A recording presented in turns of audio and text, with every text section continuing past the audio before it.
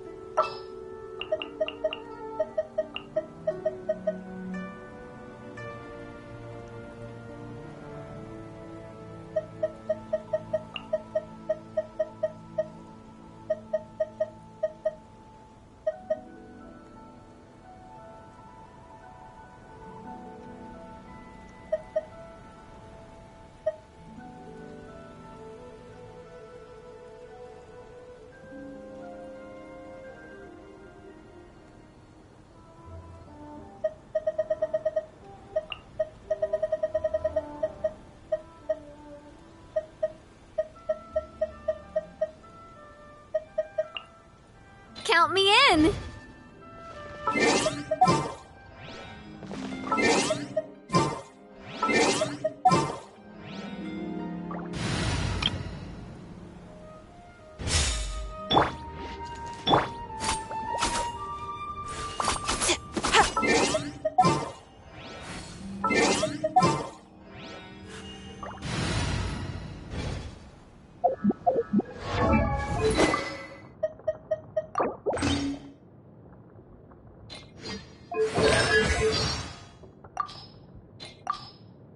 It's up to me to decide who I want to be, and to cut my own path. No one can tell— Yeah, happy birthday or whatever. Just tell me if there's a gift you like. I can't be bothered to try and guess what you want. Too direct? Alright then. Why don't you grab Navia, Kirara, and the others, and maybe a few of your friends as well. We can have a party tonight at my place. I'll take some notes on the gifts that the others have prepared for you and make you an accessory right then and there. 10,000 more that you'd like it. Call the confidence of the owner of Chioriya Boutique.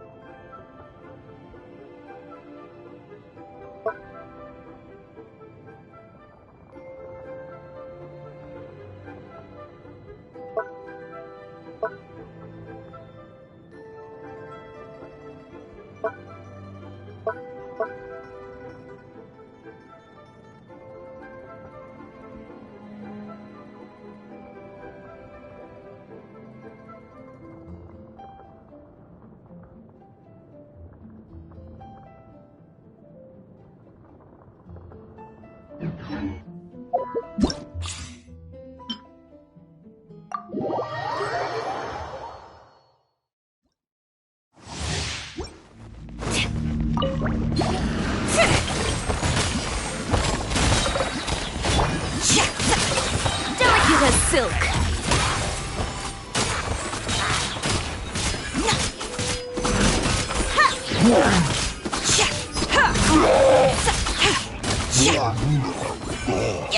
It's nothing.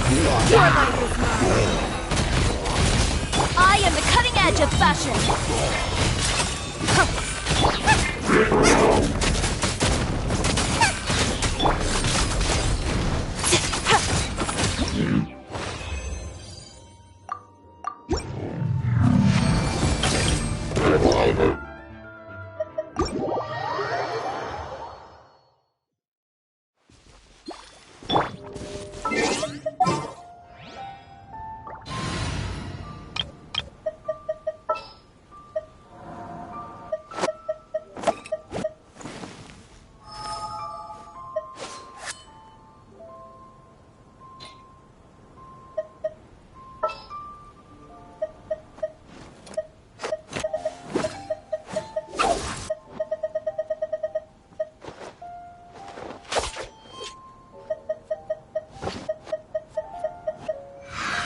Understood.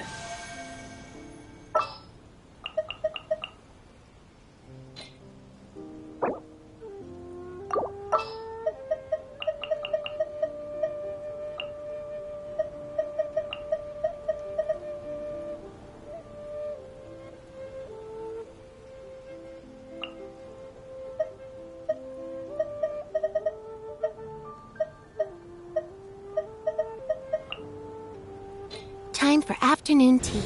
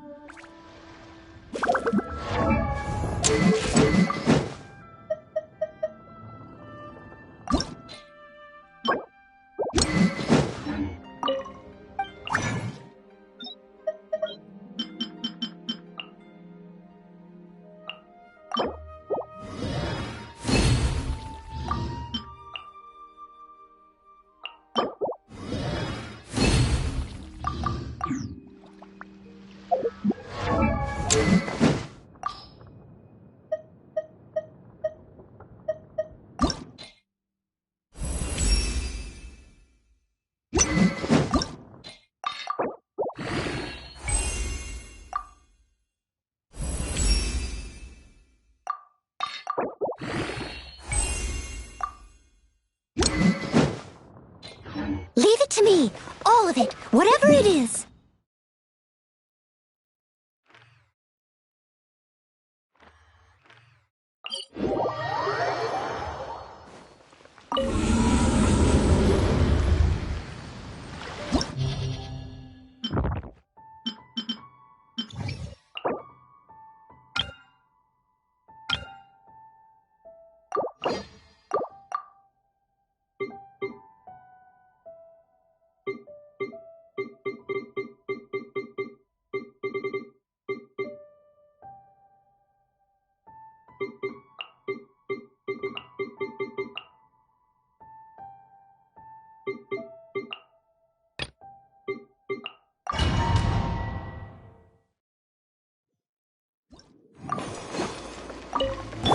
Time to shine!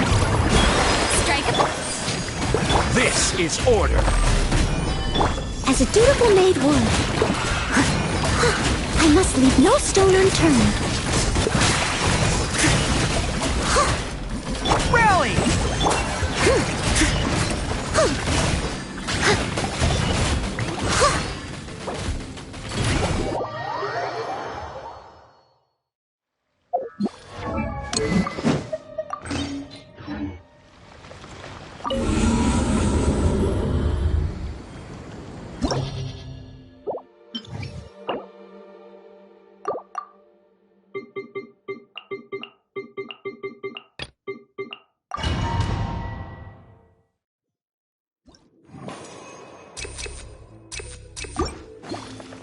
Someone needs assistance.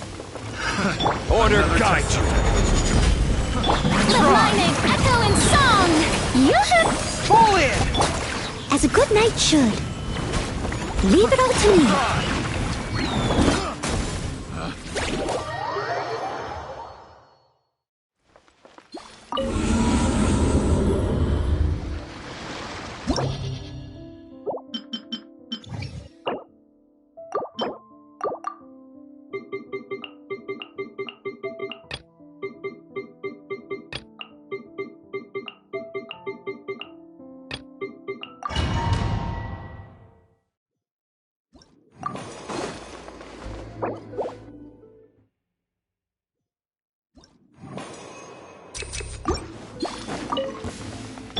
Let the world come alive! This is order. Advance! Time to clean up.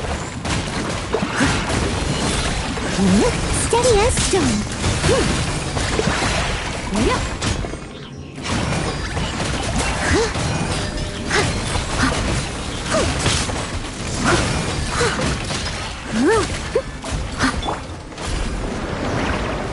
Press the advantage! Stabilize! Time to shine!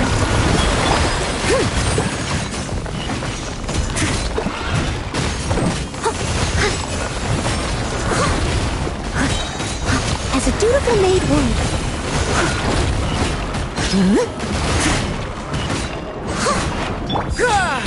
I will have order.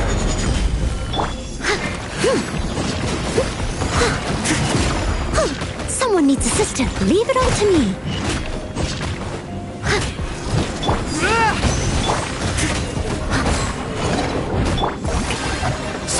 Quake!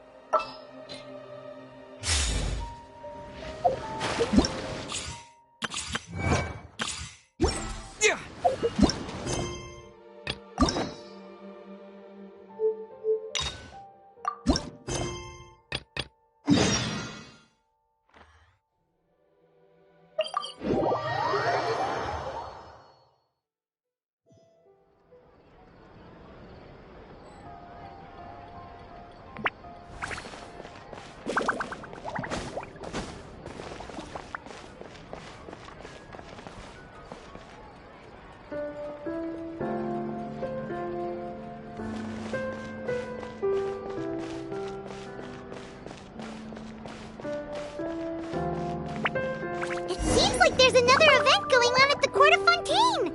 Look at that! Roadside signs as far as the eye can see! Let's see what they're for. Fontaine Fashion Week? Ooh, why don't we go check out some of the shops? Maybe... Is this really okay? I told you I could do it using the leftover funds from the original deposit. Don't tell me you're afraid that I cheaped out on the dress. No, not at all. I have only the fullest faith in your work, Miss Chiori.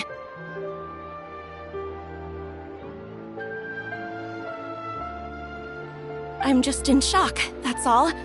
It's always been my dream to wear a Chioriya boutique dress for my wedding. I really thought the chance had passed me by.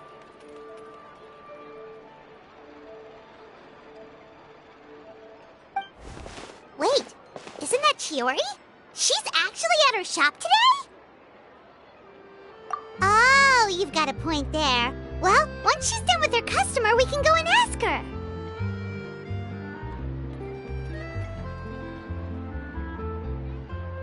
I'm a woman of my word. If I say I can do something, then it'll be done.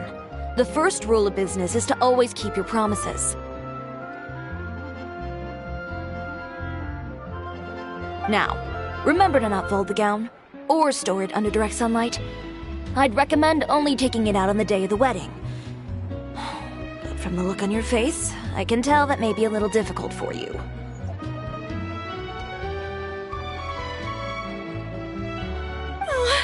I'll try my best. Once he sees me in this, his jaw's gonna drop straight to the floor. Chiori, you're actually at your shop today!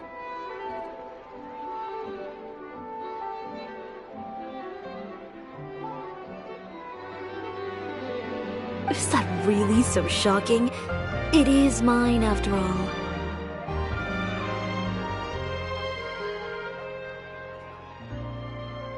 Anything you're looking for today? A custom design, or perhaps some ready-to-wear outfits for kids?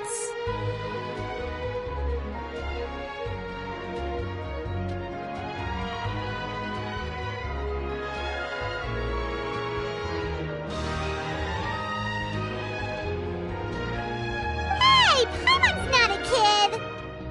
Oh, that.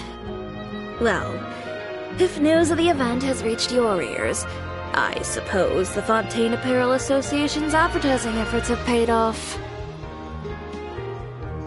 Are there any fun and popular activities that we can take part in? Ugh, Fashion Week isn't what I'd call fun. But it certainly always attracts a crowd. It's a fashion extravaganza that only takes place once a year, after all. Will you be showing off some of your designs, too? Of course. All designers at the Court of Fontaine use the week to advertise their brand. If you're lucky, you could even land a large amount of orders as soon as the main show ends. Come to think of it, it was also at a previous Fashion Week that our label first took off. Aren't you pretty much an established name now? People will still buy your clothes even if you don't participate this year, right? Yeah, that's not quite how it works. While many people buy clothes for fit and style, the fashion industry also strongly values a label's artistic vision and creative direction. Why would anyone patronize a label that hasn't even bothered to put out any new designs for the year? In the end, fashion is just a representation of the spirit of the times. People support your brand because they support the vision it represents. Huh. Okay, so maybe fashion's more complicated than Paimon thought. All that complicated stuff aside, you're saying we'll be able to see new Chioriya designs at the show? Absolutely. The designs have already been finalized. I'm just waiting for the fabrics to arrive. Ooh, are you using materials you can't get in Fontaine? Well, I still have a certain partiality to Inazuma-made fabrics. The textures are pleasant to the touch, and their familiarity gives me a sense of security.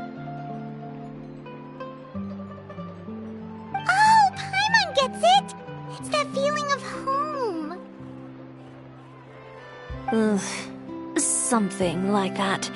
Yes.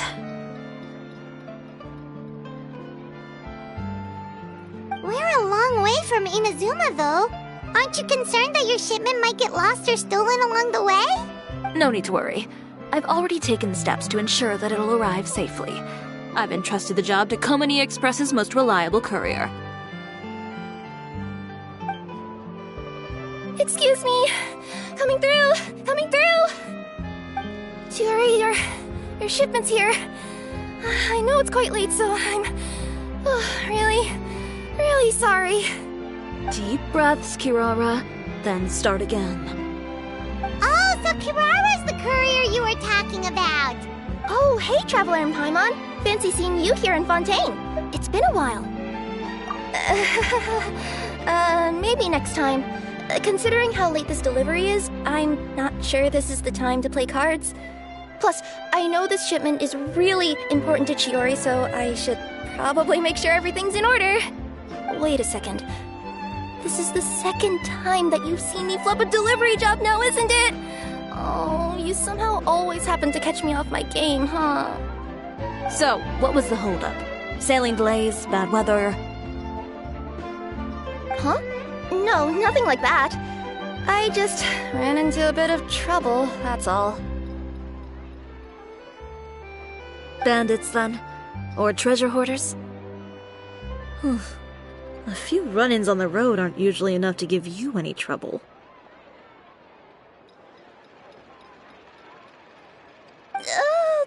Well, I didn't run into anyone exactly. I just got a little lost. Keeping you honest as always, I see. All right. I was stopped by a group of bandits as soon as I entered Fontaine. They were a little different from the ones I usually run into. I could hear them mumbling about Komani Express. It was obvious they were looking for someone with two tails. So it was a targeted hit? I got the sense that they were actually targeting Chiori's goods. My fabric shipment? Yeah, they said that I could go as long as I left the goods with them. Otherwise, they'd stuff me into my delivery box and toss me into the sea to drown. Oh, are you okay, Kirara? Oh, I'm good. I'm still a yokai after all. I turned them over to the guards. It just took me a while to round them all up. Well, it's not completely out of the ordinary for one of your deliveries to get intercepted. But it still doesn't make sense how you knew it was my goods they were after. You've got other deliveries to make in Fontaine, don't you? Is there something else that you're keeping from me? Huh? Well... Perhaps I need to reconsider how many stars to give you in my review. You always know how to get me, Chiori. Alright, I'll talk. So, I kinda wanted to know why anyone would order a hit on me, so I spent a bit of time investigating. One of the bandits had a loose tongue, which saved me some time. He said that a certain person had commissioned them to intercept Chioriya Boutique's delivery. And who might this person be? Chiori, why don't we just let this one go? I mean, I didn't really get injured, and you've still got Fashion Week to worry about. I appreciate your kindness, Kirara, but if I don't teach this person a lesson, I doubt they'll stop here. Anyone that dares to mess with one of my friends deserves a stern talking to and then some. All right. The guy said that the commissioner was someone by the name of Uter. Uter? No, that name rings a bell. Wouldn't you say, Kirara? Well, that's exactly why I didn't want to bring it up to you. So you both know this Uter guy? Through Chiori's complaints about him, sure. He's a fellow fashion designer who's made it his goal in life to make hers as miserable as possible. Oh, so he's like a business rival. A rival is what you call someone who fights you fair and square. Uter, however, just has it out for me as a designer. He's publicly disparaged my design choices, my use of materials. He's practically tried every trick in the book to ruin my good name. I've already warned him before to compete with me fair and square, but I guess he prefers playing dirty. Well, I'm more than happy to oblige. Wait, Chiori, where are you going? To teach someone a lesson. You must be tired after your long journey. Why don't you rest in my shop for a little while before heading back? Chiori! Wait! And she's gone. Oh no. What should we do? You seem concerned. Should we be worried about Chiori? Well, she's always been the type of person to face things head on. But with her fiery temper, I'm just worried whatever she's about to do will feel negative publicity about her right before the start of Fashion Week. Traveler, Paimon, could you go after her and check out the situation for me? As a formal employee of Komonia Express, it wouldn't be appropriate for me to get involved. Yeah, we'll take good care of Chiori. To be honest, I'm more worried about that Uter guy's safety.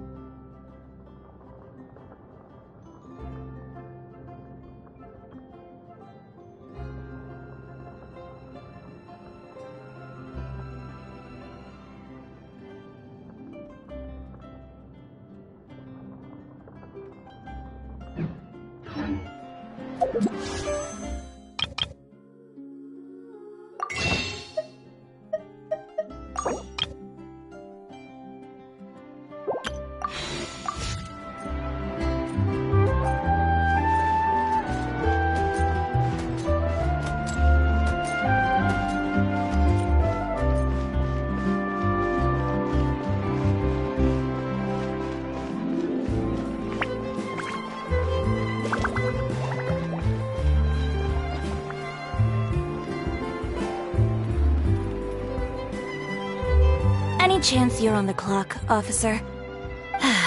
Nothing good ever comes out of you addressing me like that. Oh? And I see the Traveler and Paimon are here too. Chevraz, we meet again. Well, things have been fine on my end. We were able to bring in a large number of recruits thanks to that film we made.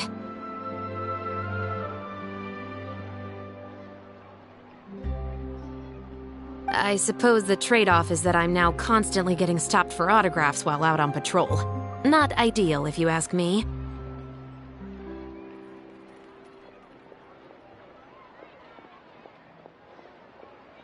Well, you were one of the leading roles after all. So, did something happen? Indeed it did. I'll need you to come with me. I only ever hear that phrase from you. Usually I'm the one asking people to do that. Well, are you coming?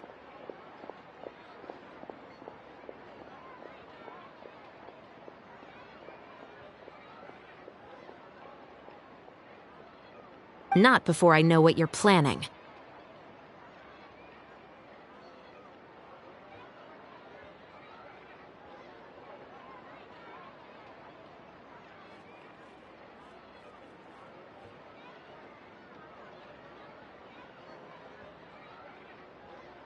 Have I ever made a bad call? The better question is, have you ever made one that didn't violate proper procedure? Okay. A man hired a group of bandits to mug my friend. I'm about to go teach him a lesson.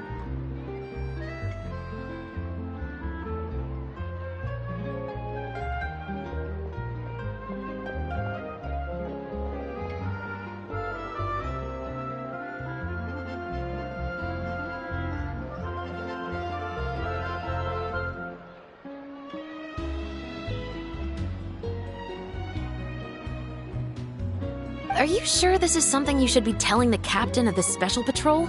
It's getting hard to tell whether you're here to report a case or turn yourself in for one. Neither.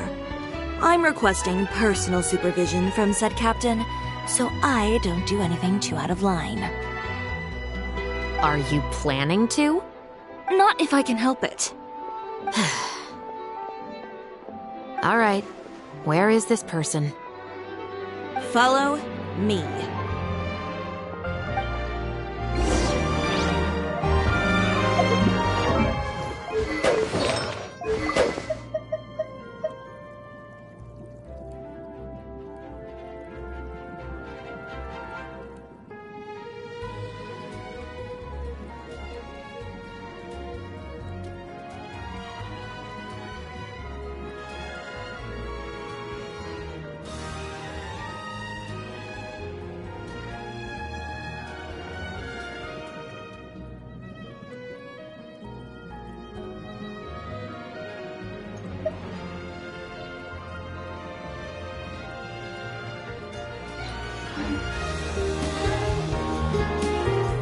Just promise you'll start trying to keep yourself out of trouble. Well, when trouble stops coming my way, I'll be sure to get on that. I need to get out more.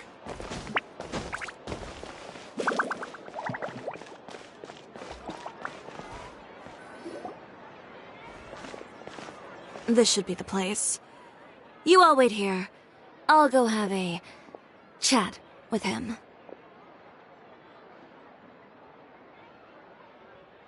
You know, Chevraz, Paimon gets the sense that you two are actually pretty close.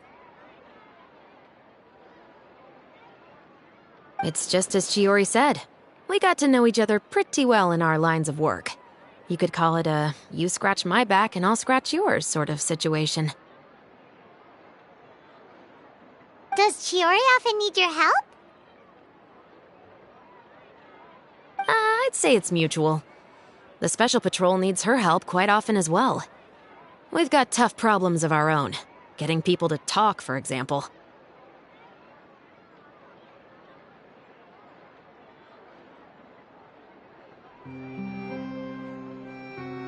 The uniform, the musket, they're intimidating.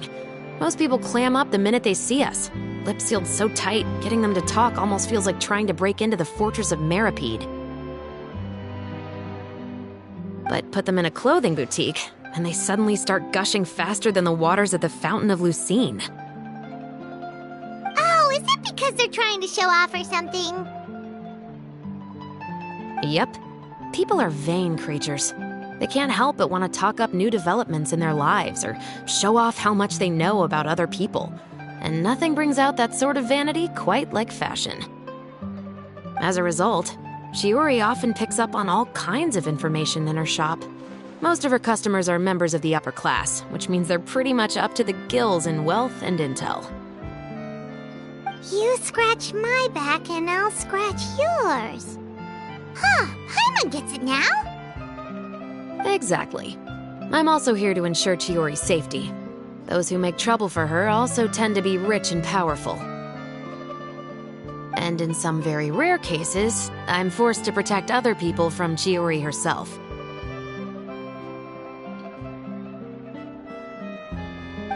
So, who got on her case this time? It's been a while since I last saw her that angry. Oh, so this is what happened.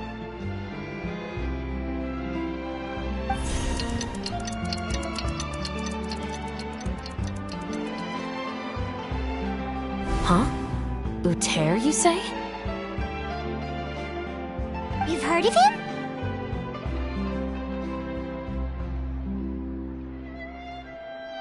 Yep. He's made trouble for Chiori several times already. He's fond of pretty much every dirty trick in the book. I heard that even the Maison Gardiennage issued him a warning due to his behavior.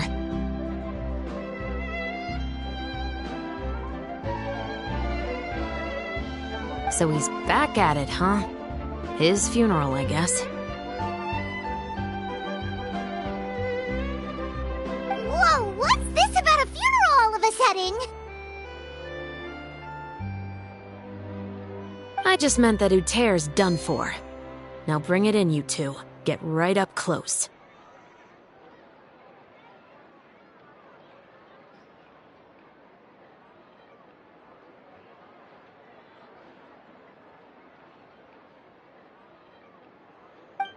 Sure, but why?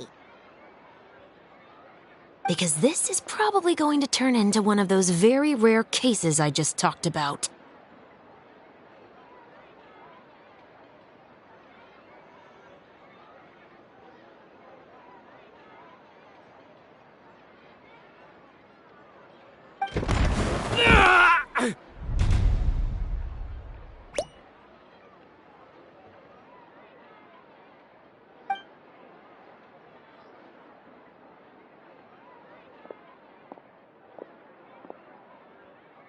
What are you doing? Stay away from me!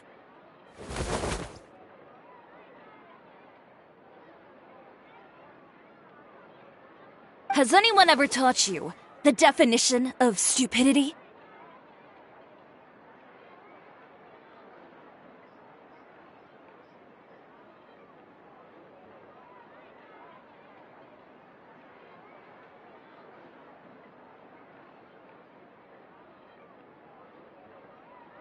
Huh? Stupidity is doing the same meaningless thing over and over again.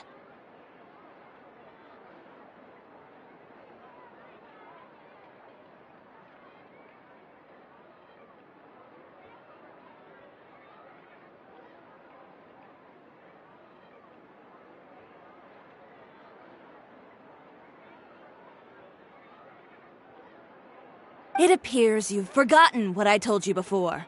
So, allow me to refresh your memory. Lay off the dirty tricks!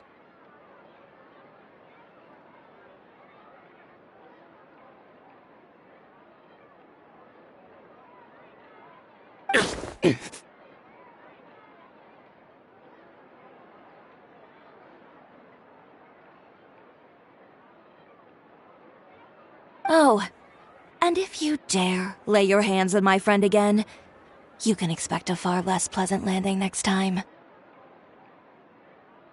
Ahem. Chiori?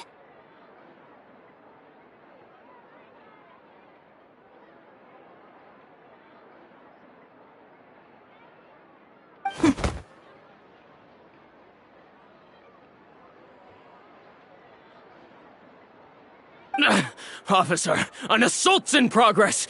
Please, officer, you've got to do something! Of course. I'll do my utmost to investigate the situation. Unfortunately, I was chatting with this traveler and seemed to have missed what happened. Not to worry, though. If you'd allow me to search the scene, I'm sure I'll be able to collect some useful evidence. You don't mind, do you? There's nothing in there that would implicate you in any illegal activity, I would hope. Forget it. It wasn't that big of a deal.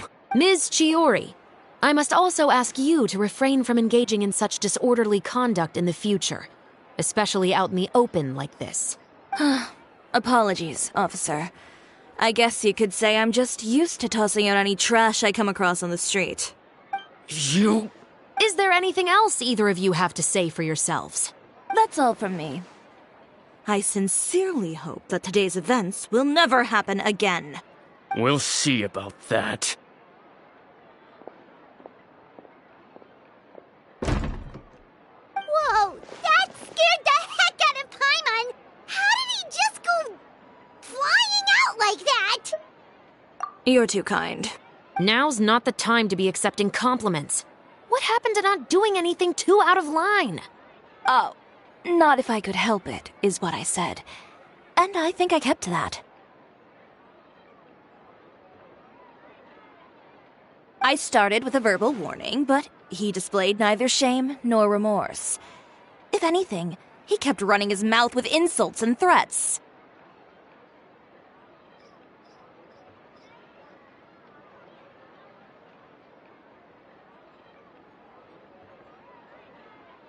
Insults and threats so bad that he deserved to be tossed out like a sack of trash? Believe it or not, they were that bad. He deserved to get knocked down a peg. It's the only way to get him to stop. You could have reported him to the guards. Oh, I will. But it'll take some time for them to gather evidence. And he denied that he ever had anything to do with those bandits. I don't want anything else to happen during Fontaine Fashion Week. On top of that, if Kirara is going to continue delivering goods for me, the least I can do is guarantee her safety. Oh, that reminds me. There is another favor I'd like to ask of you today. What a shame. I believe you've already used up your favor quota for the day.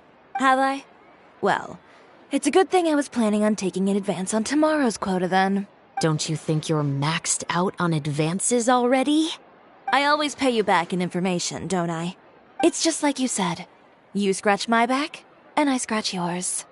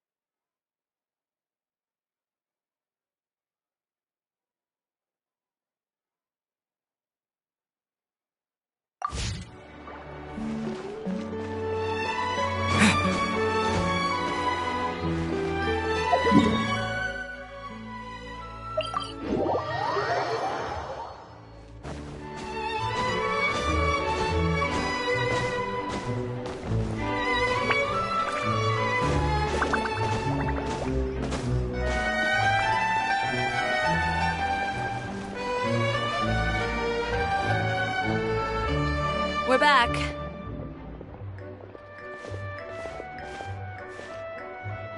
You were gone for an awfully long time. Oh, please tell me nothing bad happened. There's nothing to worry about. All you need to know is that you'll never have to worry about someone in Fontaine messing with your deliveries again.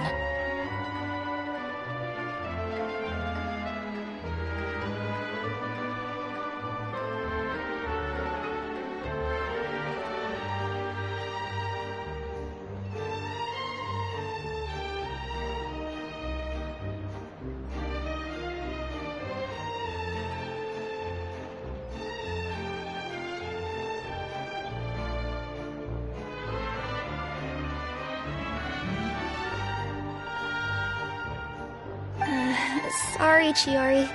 I didn't mean to cause you so much trouble. What are you talking about? You didn't do anything wrong. Those greedy bandits are to blame, along with a certain someone who doesn't know when to lay off the petty tricks. The next time you need to leave the city, call the Special Security and Surveillance Patrol. They'll escort you half of the way, and the Spina di Rosula can take the second half. With that sort of escort, the next time you make a delivery, those treasure hoarders won't go anywhere near your goods. Unless, of course, it's to offer to carry them for you. Good one, Chiori. I'm being serious. You know me. If I bring something up, you can assume it's already a done deal. You're going back to Inazuma tomorrow, right? Wait, you don't mean... I've already spoken to the captain of the Special Patrol. As discussed, the patrol's going to take a small detour during their daily training tomorrow. As for Navia, I'll give her a heads up in a bit. There's really no need. I'm just a simple courier. I don't need to be surrounded by a bunch of armed guards. Or ones with sunglasses, for that matter. Don't you think this is a bit much? Well, you certainly shouldn't count on such a procession for every trip you make to Fontaine. It's just a one-off thing. For my own peace of mind. It'll also show those guys what'll happen to those who dare to mess with my friends. Yes, well put. Well, if you think it's a good idea, Traveler, then I guess it's fine. Well, with the bad guys out of the way and your goods safely delivered, everything should be good to go for Fontaine Fashion Week, right? I believe so. I'll try to churn out a few more outfits over the next few days. I've heard a lot of suppliers will be participating this year. Paimon's gonna take a guess and say suppliers are super important. But of course, they supply us designers with funding, equipment, factory access. You have to work with them if you want to become a truly renowned fashion house. That's also why this year's Fashion Week is so important to me.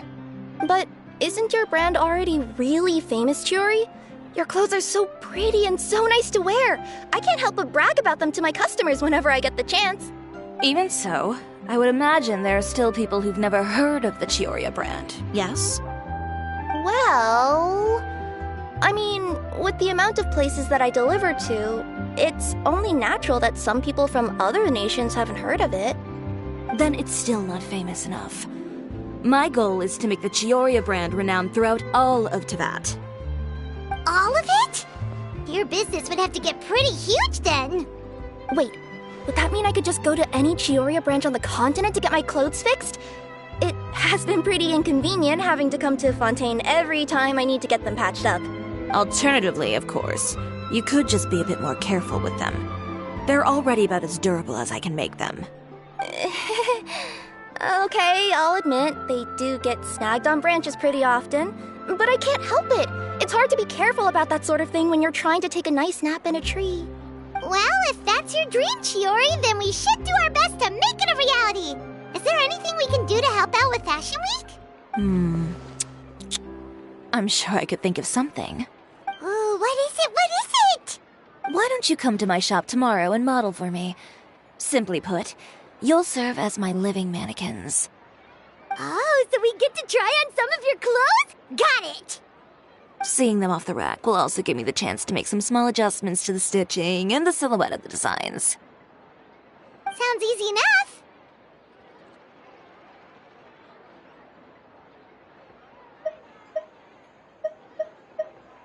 Most of the clothes you see during Fashion Week are meant to showcase the designer's vision. They're not exactly suitable for ready-to-wear use. If you like them, though, feel free to visit the boutique and see if anything catches your eye. I'll even give you a special discount. Ooh, sounds great! Paimon was just starting to get curious about all this design stuff. Then we have a deal. You'll model some formal wear, Traveler, and I don't know. Paimon here will show off some kids' designs. I'll see you both tomorrow then. Yep, sounds good. Wait, kids' clothes? Paimon told you already she's not a little kid.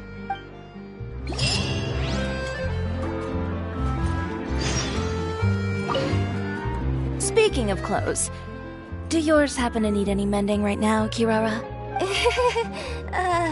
Well, since you asked, Chiori, there's this part around my waist. Oh, need a bit of letting out around the middle. No! It's a tear. Those bad guys did it.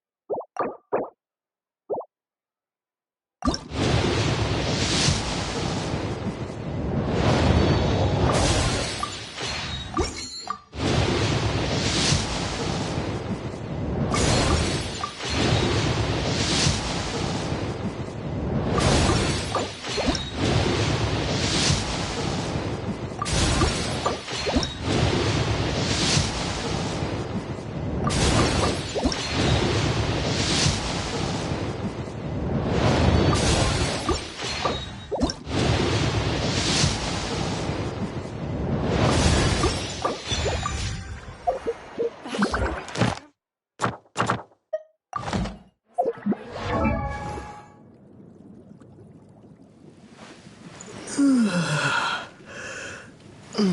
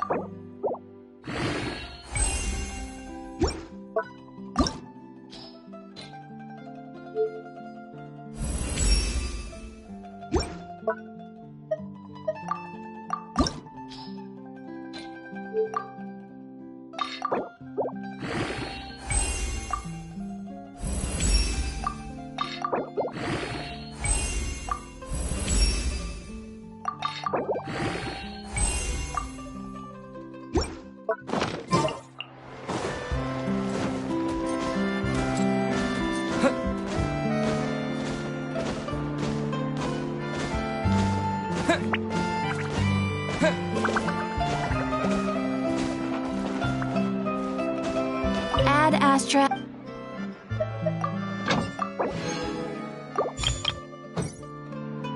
Ad Astra.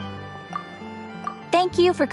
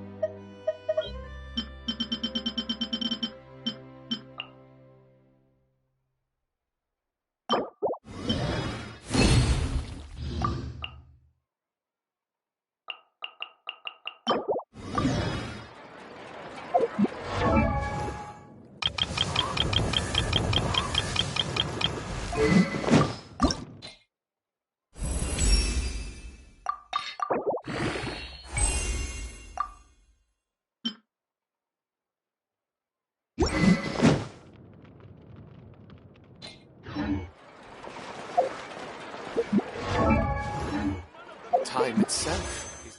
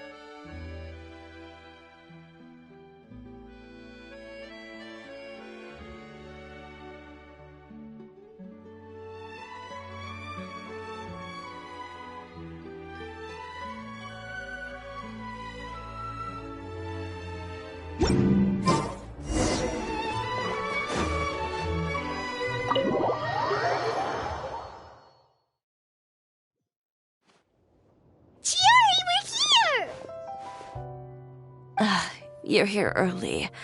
I haven't even opened the shop yet. Wait, has Kirara left already? Yep, with the special patrol. Bright and early. Did everything go alright on the road? I believe so. The patrol makes for quite the entourage. The way they marched forward with Kirara in the center, you'd think she was some sort of VIP. For the second leg, the Spina also came with a pretty large group, led by Navia herself.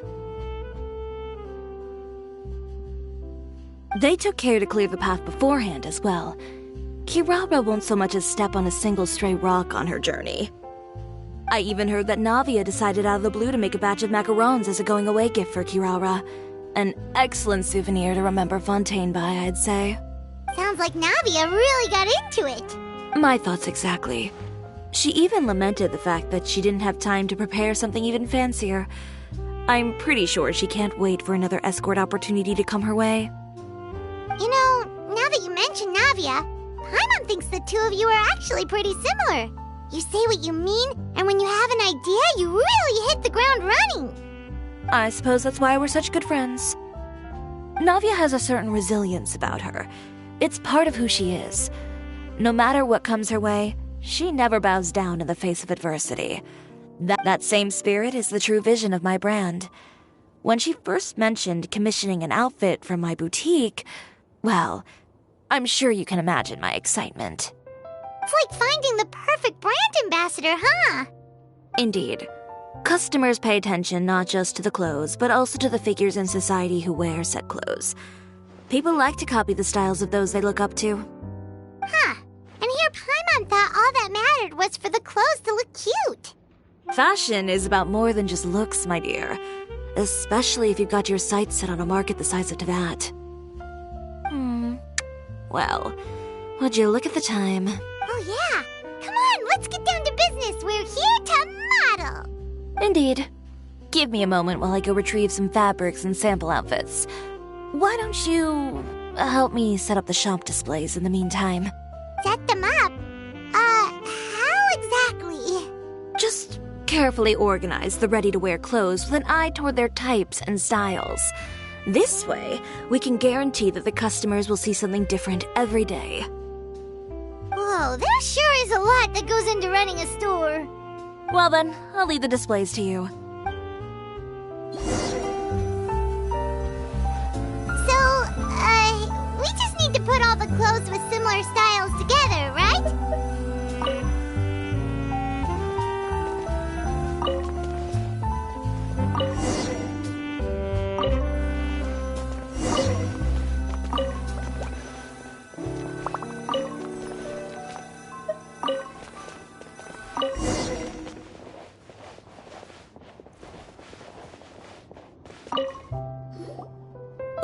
You didn't get bought out by my competitors, did you? This arrangement, it's... Never mind. It might look like a chaotic mess, but I suppose it works as a change of pace. And who knows, this style arrangement might come into vogue someday. Anyway, let's move on to the real task at hand. Over here, stand still. I'll take your measurements first. Excuse me, Miss Chiori. Oh, good morning, Leanne. How have you been recently? Not too bad. Your gown will be ready next week, so there's no need to worry about missing the ball. Or did you come here today because you'd like to make a new request, perhaps? Oh, no. Nothing like that, Miss Chiori. To be honest, I came here today to cancel my order for that gown. Cancel your order? But you can keep the deposit, of course. I know you can't return any materials you've already used. Don't worry about the materials. I'm more concerned about you. Did something happen, Leanne? Have your plans changed? It's all right. I'm not trying to make things difficult for you. I'll take note of the cancellation. Thank you. I'm really sorry. Don't worry about it. Just let me know if there's anything I can do to help.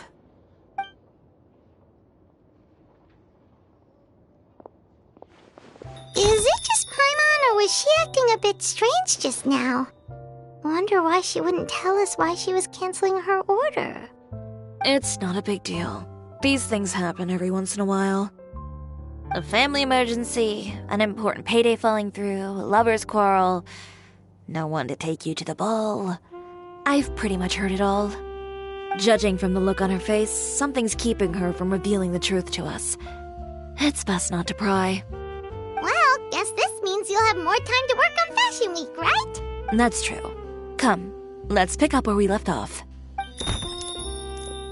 Is Miss Chiori in? I am. How can I help you? I'd like to return this item. Oh, could I ask why?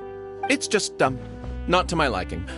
You said I could get a refund if I wasn't satisfied, so that's why I'm here. Is there something about it that didn't meet your expectations? Are the sleeves too short, or is the color too dark? I can always make those adjustments for you. Oh, no need. You don't have to concern yourself with that.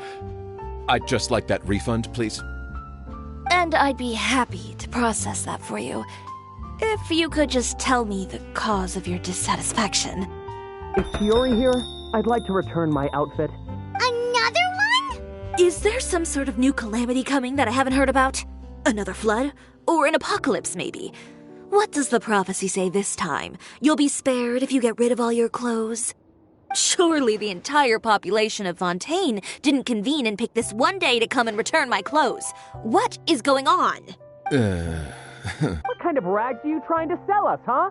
The way I see it, this shop is nothing more than a black market front run by a bunch of dirty criminals. Please calm down, sir. What is he talking about? Haven't you heard? Chioria Boutique has been exposed for having close ties with criminals. It's all over the papers. And just who is it that dares to throw that accusation around? Well, you tell us. The fabrics you've got here, they're all sourced from underground factories, aren't they? I've been transparent about my materials from the very beginning. I've already proved there's nothing wrong with them. If a little hearsay and baseless slander are enough to convince you, then by all means, go ahead and hand over your garments right now. Spare yourself from that flood of yours. Or have you not been convinced of that one just yet? You... Elof! Miss Chiori? Go outside and help these customers with their return requests. There's no need to ask them why. We'll refund them at the purchase price. Alright. And once you're done, put up the sign that says we're closed for the day. Got it.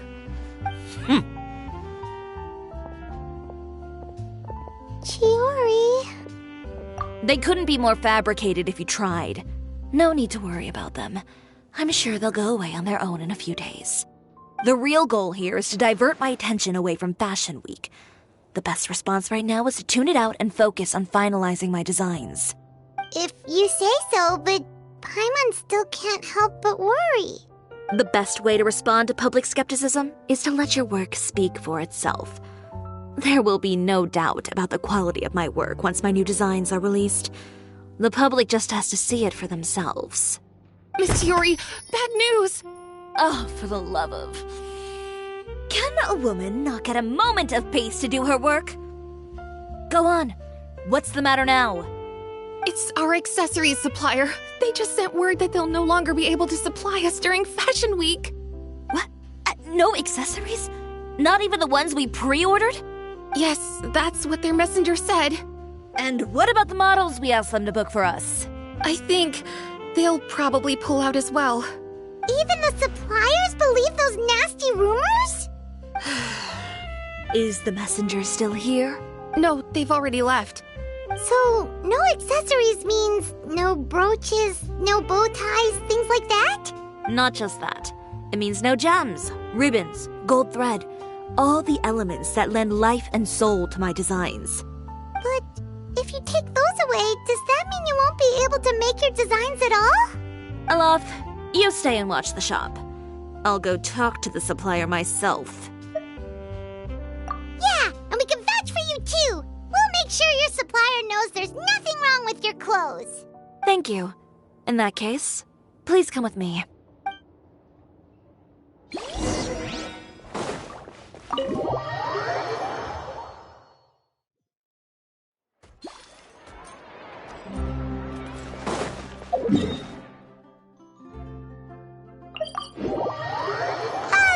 By the way, we really are just going to talk, right? Of course. I wouldn't do anything to one of my business partners, especially when a reasonable conversation should suffice.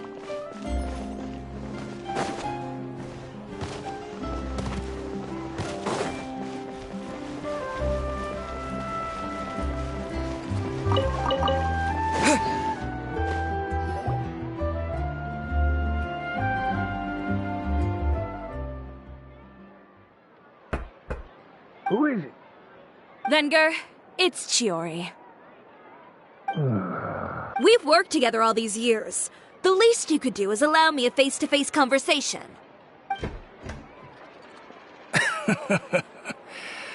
Straightforward as always, I see. You know, there are certain conventions people usually follow if they want to seek someone's company. Sending a messenger, for example. And when has following convention ever gotten me anywhere? Why hire a messenger when I can just explain things in person? Have you read the papers today? I don't like to waste my time on baseless lies and speculation. Maybe that's something you should consider as well. You're right. I only subscribe to the Steambird. And most days I never even read the others. So, these rumors. The Steambird was the one that published them? No, not at all. They were in some second-rate fashion tabloids. Well then, there you go. Those sort of headlines become old news faster than you can read them. Surely a bit of tabloid drama isn't worth cutting off my supply. You would think that. But this time is different. Someone paid off the tabloids to publish the same article at once. They even went so far as to leave a copy in front of every house. That's how I first learned of the rumors. Every house? That means someone must have been planning this for a very long time. It seems your rival really pulled out all the stops this time, Chiori. The article was even published alongside a photo of you. What sort of photo? A photo of you beating up someone on the street yesterday. Yesterday? Wait, that means... Ucher again. Here, I've got a copy. See for yourselves.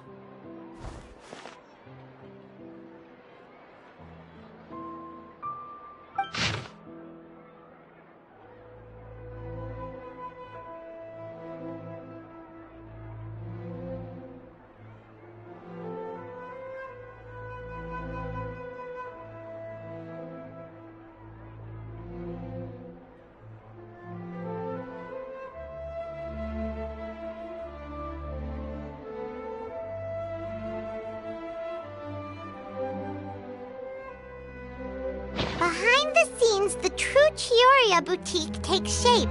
Not a fashion house, but a house of lies. Relying on its close ties to the criminal underworld, the Chioria brand employs illegal competitive tactics to come out on top, giving hope to the evildoers among us that wrongdoing can still prevail, provided you conceal it under the guise of fashion and beauty.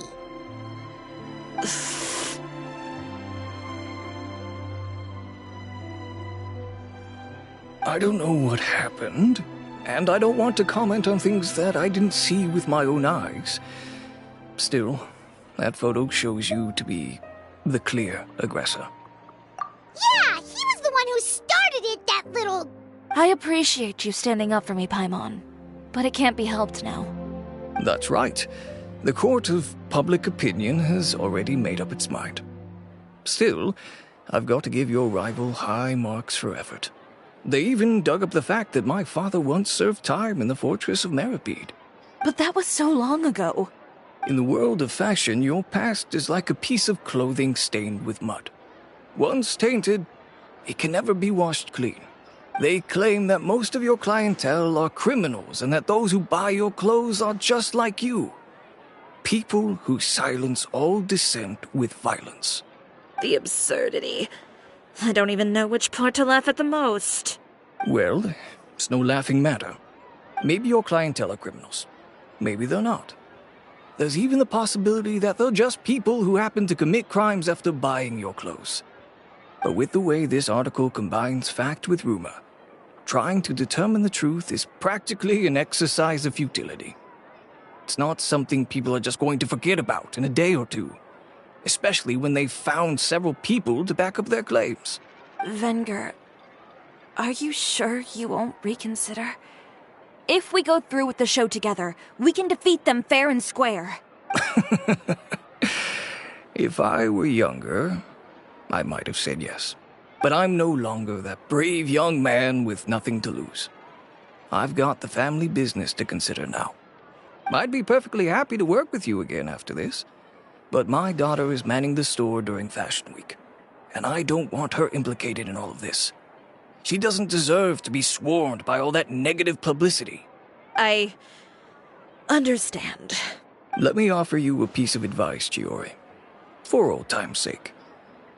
Let this Fashion Week go. There's always next year.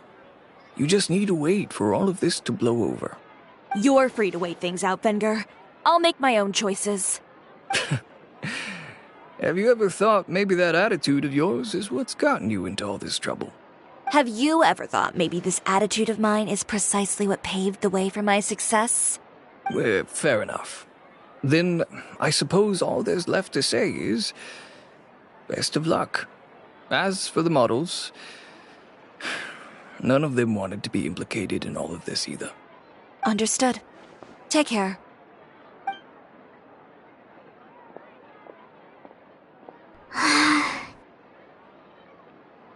So, what should we do now? Without the accessories, I can no longer use my old designs. How could they do this? They're making things up. The boutique doesn't have anything to do with violent criminals. Can't people tell this is just a bunch of lies? Public opinion has never been about what's true and what's not. It's about echoing the loudest voice in the room. I should have seen it from the beginning. Uther knows me too well. Everything that happened yesterday was just a trap. Well, guess all we can do is just head back for now.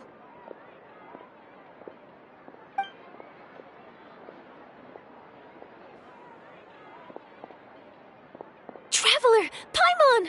Charlotte, what are you doing here? Looking for you, of course.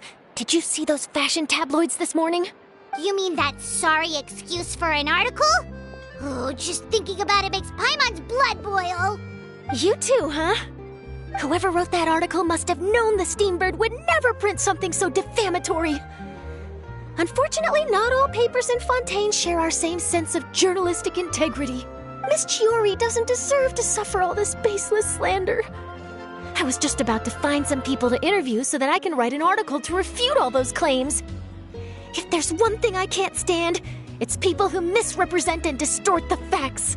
That's great! With your help, we might be able to get some people back on our side! It's my pleasure. I've met Miss Chiori several times. I know she's not the kind of person that article makes her out to be. She was the one who made the hat and tie for my camera, Monsieur Verite. Speaking of Miss Chiori, do you know where she went? Alof told me you were all together. She was just here. Maybe she went over there? Let's go check!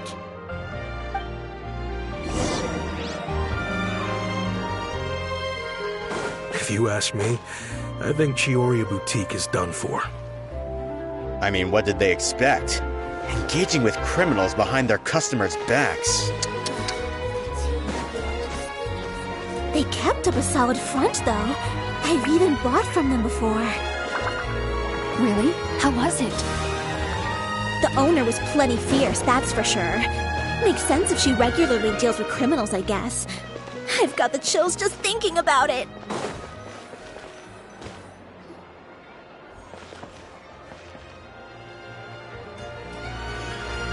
Oh no, we've lost her! Did you hear what all those people were saying? Paimon can't believe they bought all that nonsense! Miss Chiori doesn't often appear in public or give a lot of interviews, so the general public hasn't had a chance to really get to know her. It's also true that her way of dealing with things can be a little extreme sometimes. It's easy to use that to mislead people who don't know anything else about her. Oh, this is all Uther's fault! Paimon would pick him up and throw him across the room too if she could. Wait a second. You don't think Chiori might have gone looking for him, do you? You know, so she can, finish what she started? That would only make the situation worse for her. I'm sure Miss Chiori knows that too. You've got a point. Let's just return to the boutique and see if she's there then.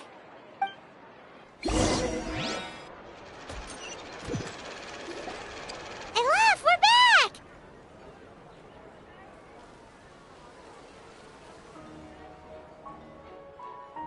Oh, who's this? This is Miss Letitia. She's also here to see Miss Chiori. Oh, you were the one who came to collect the wedding dress yesterday, right? Wait, please don't say you're returning that dress too. Oh, no, not at all. I'm just here to thank her. In fact, if there's anything I can do to help her out, I'd be more than willing. Ah, so you've come across that article as well. Yeah, you probably don't know this. But after I got engaged, I didn't think I'd be able to wear a Chioriya dress on my wedding day. Why? My fiancé owns a small business. It doesn't bring in a lot of mora, but we get by. After he proposed, he took me to Chioriya Boutique, and we put down a custom order for a dress. He probably noticed how often I talked about Miss Chiori's clothes, and how pretty they were. Being able to wear one of her dresses to my wedding has always been my dream. And then? And then, something happened to the business, and we ran into major mora problems. We were able to scrounge up enough to pay off our debts, but it left us without the funds to pay for the dress.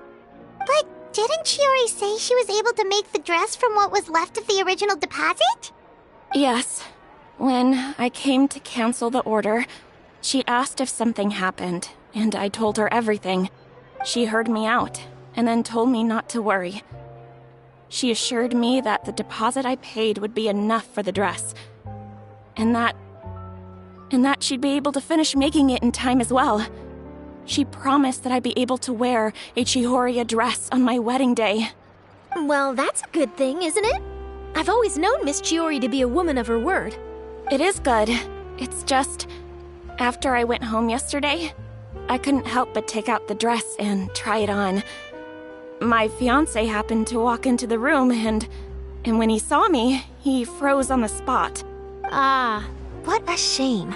He's not supposed to see it until the wedding day.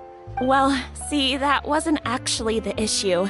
He's seen a lot of wedding dresses in his time doing business. So as soon as he saw it, he knew for sure that it must have cost far more than what we paid. Huh? So wait, that means... Yeah. Miss Chiori covered all the costs and held nothing back. The fabric, accessories, beading, construction... It was all of the highest quality. Miss Letitia, I'd really like to use your story for a piece I'm writing about the boutique. Would you mind going on the record? Huh? Well, if it would help Miss Chiori out, I wouldn't mind at all. I think it'd go a long way. Your real experience is more powerful than all those lies combined. Hey, Elaf! Has Chiori come back here since we left? Huh? I thought you were all together. Well, we were. If she didn't come back here, then do you know of any other places she could have gone? Oh, I remember now. There's this one cliff by the sea. Miss Chiori would always go there whenever she was upset. In that case, why don't we split up? I'll continue interviewing Miss Letitia, and you two can go look for Miss Chiori. All right, sounds good. Let's go. So, in your opinion... Let's see. Well...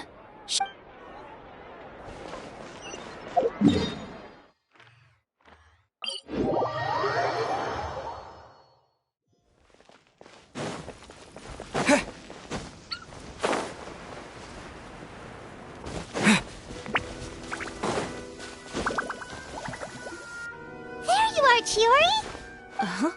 How did you know where Elaf told you, didn't she? She did. We were just looking for you at the shop and Letitia was there. She wanted to thank you for the dress. So, you see? You don't have to be sad. We'll figure out how to get through this together. I'm not upset. I just wanted to get some fresh air. Want to sit here with me? The view's quite stunning. Sorry about that. I'm the only one here most of the time. Alright, don't mind if we do.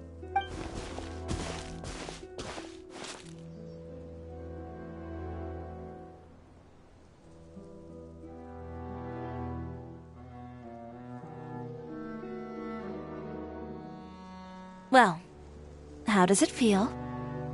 This place is pretty great. Right? It's quiet and open, and far from the relentless critique from fashion commentators and the media. It's just you and the beautiful scenery. Yeah, it's important to take yourself out of that kind of stressful environment every once in a while. I didn't grow up in a very strict family. My parents would joke that I grew up to be so assertive because they spoiled me as a child. I would get together with the other children to climb trees and explore caves. One time, I even climbed over the walls of the Kamisato estate. One of the servants had to physically remove me. Whoa, Paimon would have never imagined that! But even as rambunctious as I was, when it came to needlework, I was as quiet and focused as could be. It was as if I discovered a whole new world within those vibrant, dazzling fabrics. You know the feeling? Sorta. My parents noticed, and they sent me to study under a famous Inazuman tailor. It wasn't long before I had driven away pretty much every master tailor on the archipelago. You could say I really tried their patience. You were that misbehaved? I wasn't misbehaved, exactly.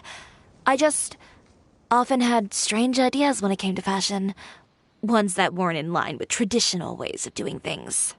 On top of that, I hated the idea of groveling and making outfits for every arrogant big shot expecting me to be at their beck and call. Anyway, a few incidents later, I soon found myself without a master. Worse, not one shop was willing to hire me. Not even to do grunt work. No wonder you left Inazuma. I was angry and frustrated. So, before I left, I swore to all those masters that my brand would one day become renowned all over Teyvat. Well, that's a great dream to strive towards. After that, I came all the way to the court of Fontaine, a city often referred to as the capital of arts and fashion. I had a lot of fun starting out. Sure, I was living in a small cramped room, but I was finally free to make whatever I wanted. I had a far more naive view of fashion back then. As long as something was pretty, it would become popular, right? A simple concept, surely. Of course, as I spent more and more time in the industry, I learned nothing was ever that simple. Least of all, fashion. Oh, you mean Letitia?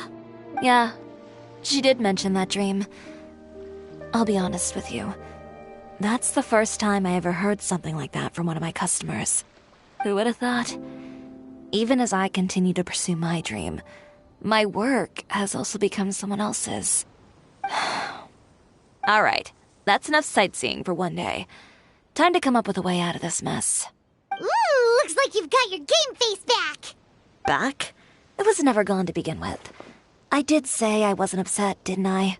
Paimon thinks we should look for evidence that Uter wrote that article, and that he hired those treasure hoarders to attack Kirara. Charlotte's already working on an article to address all those nasty rumors so we can publish all our findings in the Steambird once we're done. I don't like duking it out in the press. But if Charlotte's thrown her hat in the ring, I won't stop her either. I know where Uter's clothing factory is located. It might be a good place to start looking for some evidence. Sounds good. We'll come with. As for Fashion Week, well, there's always next year, right? So there's no need to be too upset. Huh? When did this become an either-or situation? Find incriminating evidence or participate in Fashion Week. I'm doing both. But your accessories! Didn't you say your designs were unusable without them? Well, it's true that I haven't quite figured out what to do about that, but to tell you the truth, Even here in Fontaine, every time I see the sea, I can't help but remember Inazuma and the vow I made in front of those masters. Thinking about all that, I just can't bear to take even one step back. The sea. What did you just say, Chiori? The sea. Seashells, coral. I've got it. Got what? Come, let's take a dip, shall we? Chiori! Wait, hold up!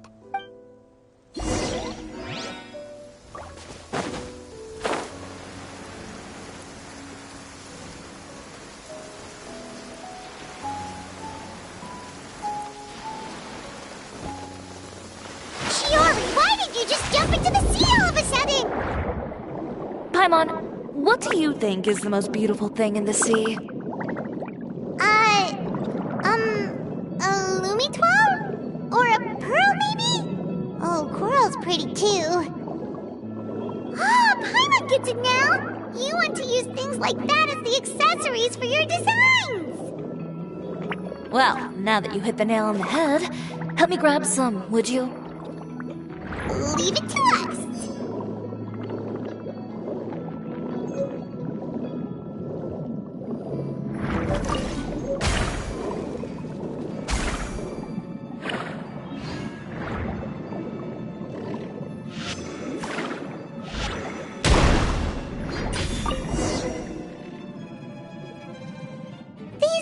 Enough, right? Paimon picked all the prettiest ones in this area. Chiori, will these do? Everything looks great. I've also collected a pretty big batch, so we should have enough. Great! So are we gonna head back now and make some new designs? Yes, but don't forget, we've got more than just the designs to worry about when we get back.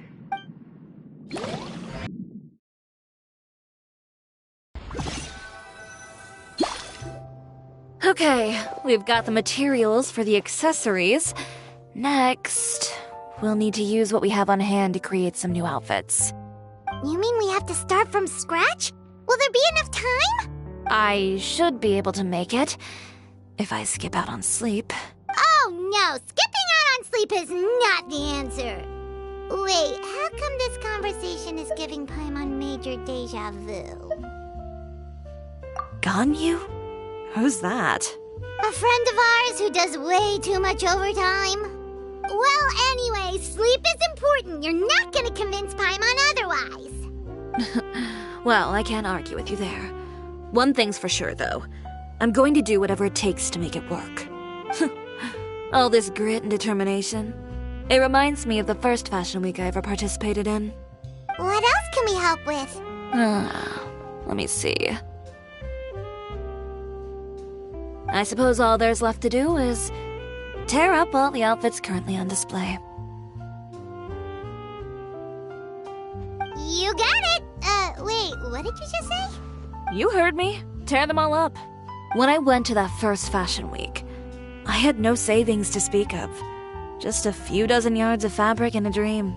I had to make something work, so I tore up all the clothes that I brought with me from Inazuma, and I used the scraps to make my entries for the show. I used the larger pieces for the base fabric and the smaller pieces for accessories. If it worked back then, why not now? We can also repurpose some of the ready-to-use accessories in the shop as well. But you worked so hard on all these outfits! I know. That's why I refuse to let it all go to waste. I'm not going to let them win, even if it takes everything I've ever made and more. Okay, then... Here goes nothing. No need to be nervous. I won't hold it against you. Of course, if anyone dared to tear up one of my dresses in front of me on a normal day, I'd probably toss them into the sewer. Just this once, though. I think I can make an exception. Go ahead and tear them up. Think of it as a good way to vent your emotions. Good job. That should do it. Chiori, are you alright? Sorry for taking so long. I got caught up and... Whoa. What happened to your shop? Who did this? Those monsters. Slandering you in the papers wasn't enough for them, was it? They even sent people to wreck your shop. Give me their names. Since they're all too eager to tear up other people's clothes, I think it's about time the Spina di Rosula return the favor. Maybe you should calm down a bit first, 'cause you see, Huh? Ugh, what is this, a soap opera? I was the one who asked the traveler to tear up the outfits. We need all the fabric and accessories we can get. Oh, so that's what happened. I guess I got a bit ahead of myself just now. Back to what you were doing, everyone. You can all just pretend like I didn't say anything. Navia sure is scary when she's angry. If there's one thing I can't stand, it's a false accusation. No one's gonna orchestrate some conspiracy to take down one of my friends and get away with it. You and Chiori are really close. Of course. Everyone knows that Chiori makes the most gorgeous outfits in town. All of the Spina di Rosula's formal wear is custom tailored here. Now, if only you'd give me the contract for your uniforms as well. As if you'd enjoy designing something as boring and formulaic as a uniform. That's why I didn't ask you in the first place, silly. Plus, with how much your intel has helped us out in the past, to the Spina, you're more of an intelligence agency than a fashion boutique. If I had it my way, it would be the other way around. Anyway, we both know why I'm here. Tell me, how can the Spina be of service to you? If it's not too much trouble, can I borrow some skilled hands to help with some simple sewing work? I'll need all the help I can get if I'm going to finish these outfits over the next few days. Oh, no problem. I've got a few of those guys all ready to go. I just knew you wouldn't be intimidated into withdrawing from this year's show. When are you going to get started? I can help with sewing too. Actually, there's something else I'd like to ask of you. Ask away. I'm all ears. Oh, and Traveler and Paimon, could you help me pass word to Linny and Lynette? I'll need their help as well. I'm done with my interview. Has Miss Chiori made it back yet? Oh! What happened to the boutique? Who did this? Give me names. I'll make sure every last one lands a full feature on the front page of the Steambird tomorrow. Not this again.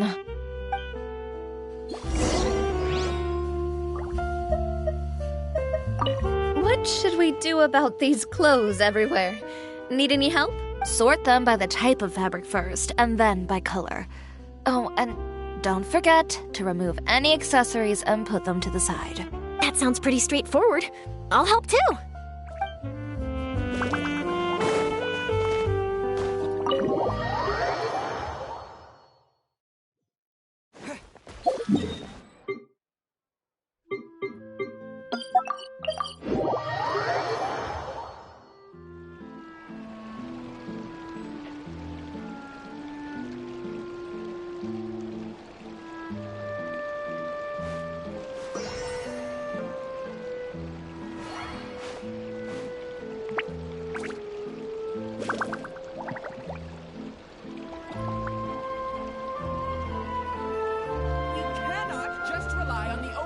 Self-cleaning ability.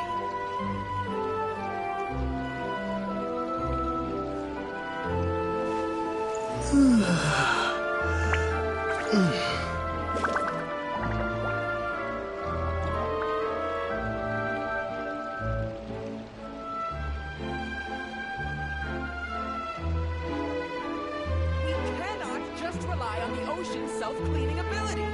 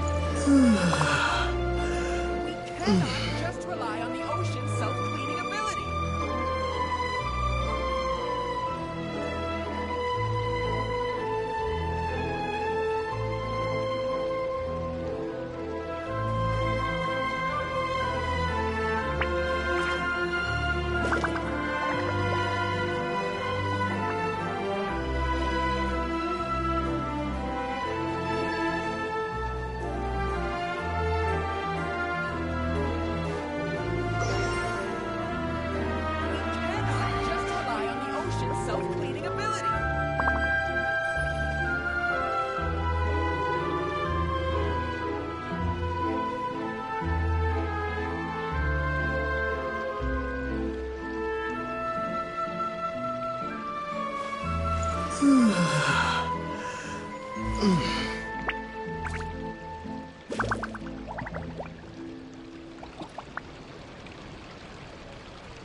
cannot just rely on the ocean's self-cleaning ability.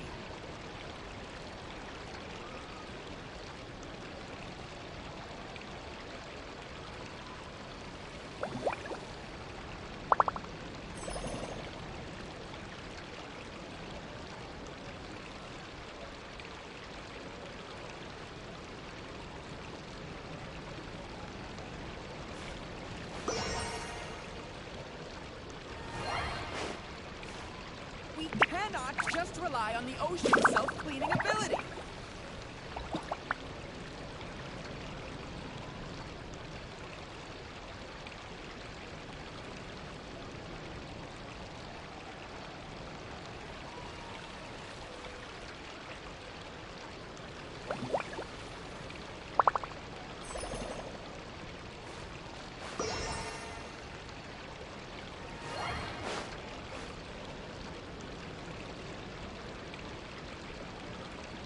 We cannot just rely on the ocean's self-cleaning ability.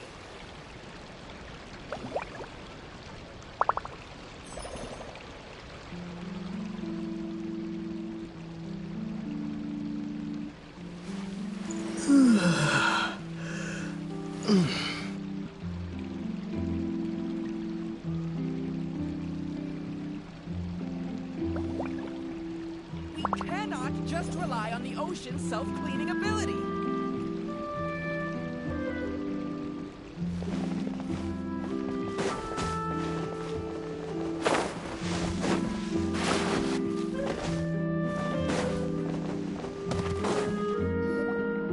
Lenny, Lynette! Great, you're both here! A moment later and you'd have missed us.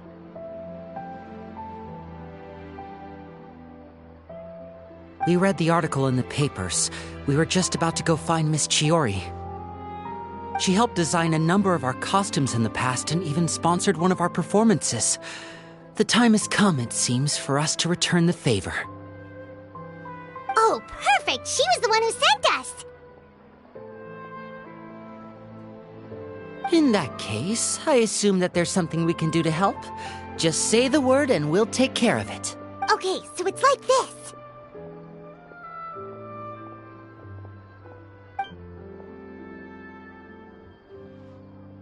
Is that all we'll need to do? Should be a piece of cake for the two of us. Paimon's glad to hear it! Well then, guess it's about time we go and find some evidence for all the bad stuff Utera's been doing, right? Chiori said we shouldn't disturb her over the next couple of days. We can check in with her again once she's done with all the new designs. But the show's in another 2 days, isn't it? Will she be able to make the deadline? Well, according to her, she wants to first beat Uther fair and square at the show, and then defeat him in the court of public opinion. She said that it'd be like, A two-pronged approach? Courtesy first, confrontation second? Yeah, something like that. Understood. Then we'll have faith in her decision. We'll go make some preparations. See you at the venue in 2 days. All right, we're counting on you.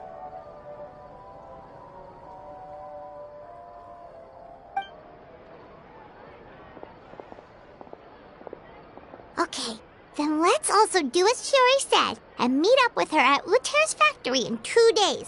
We'll gather the evidence then.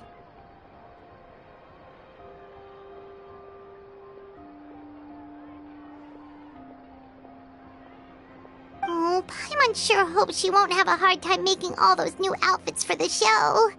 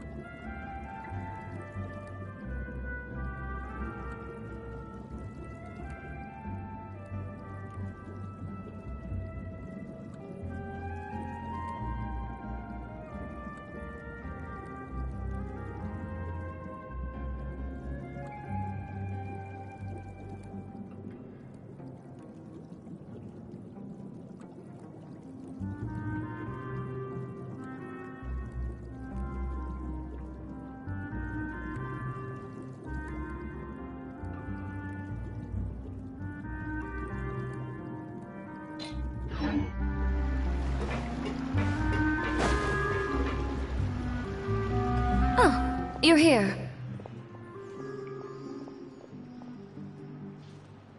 Chiori! How are the new outfits coming along? You look kinda tired. Just a few steps left now. I've handed the rest over to Alof. We should be able to make tonight's show. Wow, that's cutting it real close. Are you sure she'll be okay without you? Don't worry. I have no intention of giving ground on either front. With the fashion show scheduled for tonight, Uther has closed his factory. This is our only chance to secure any incriminating evidence. Okay, Paimon totally gets that this is all his fault and he totally deserves it, but wouldn't we technically be trespassing on his property if we just barge in like this? His factory is usually open to the public. It may not be open for business right now, but that doesn't mean visitors can't stop by for a tour. We're just curious customers after all, aren't we? Well, when you put it that way... Anyway, Uther's factory is right over there. Let's hurry up and get moving. Why would he open a factory over there? We have different marketing strategies. While I specialize in high-end custom garments, he prefers low prices and large sales volumes. I don't know. Maybe the rent here is cheap.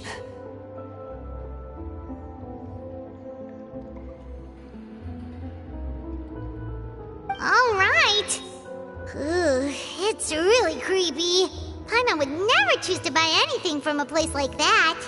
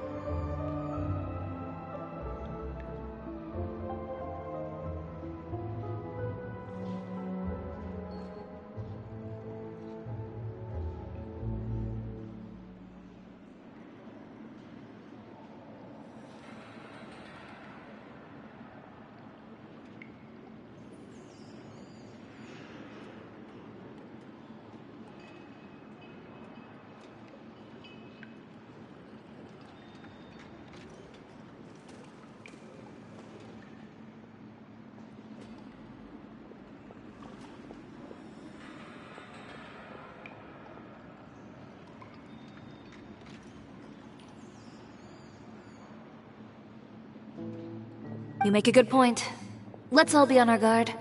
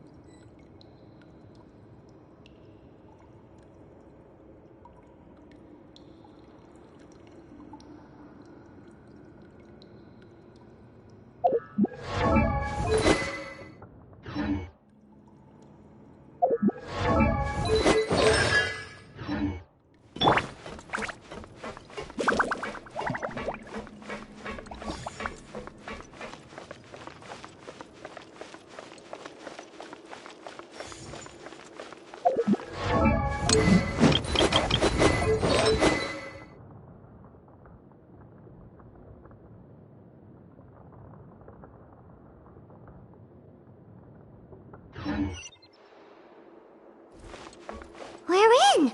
There really is nobody here.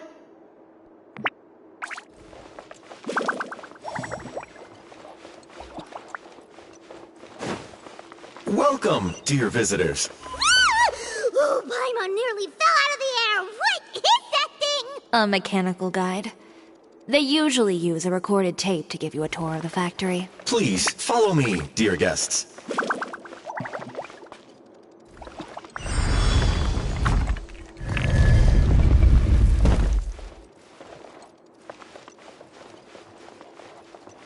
First stop on our tour is a look at the gradual evolution of our clothing brand.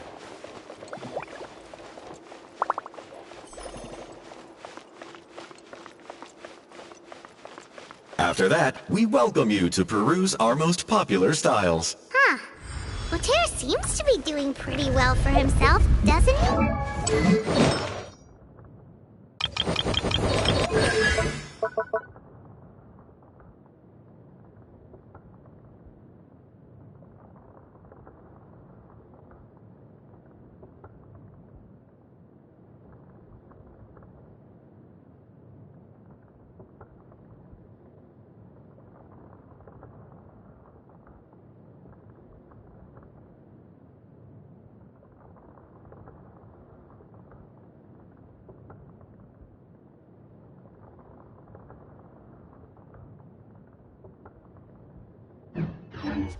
Why would he feel the need to bother you when he could just focus on improving his own brand? This is the studio where our designs are made. Please, take a look around at your leisure. Yep, this seems like Uthaire's workspace, all right. Let's see what we can find.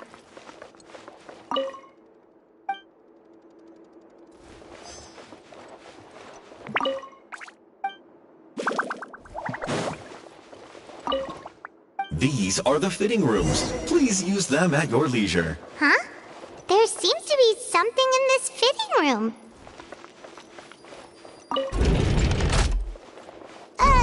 Why did the door just close? Hold on tight, Paimon. Why is it moving?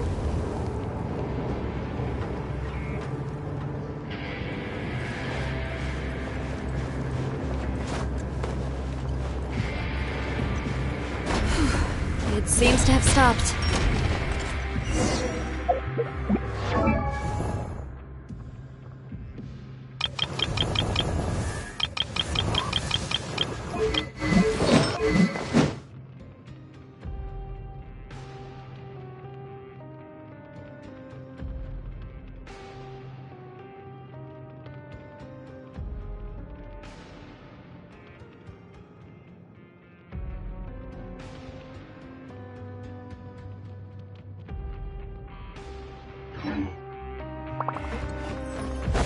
Where did this thing take us? It seems like we're someplace deeper inside the factory.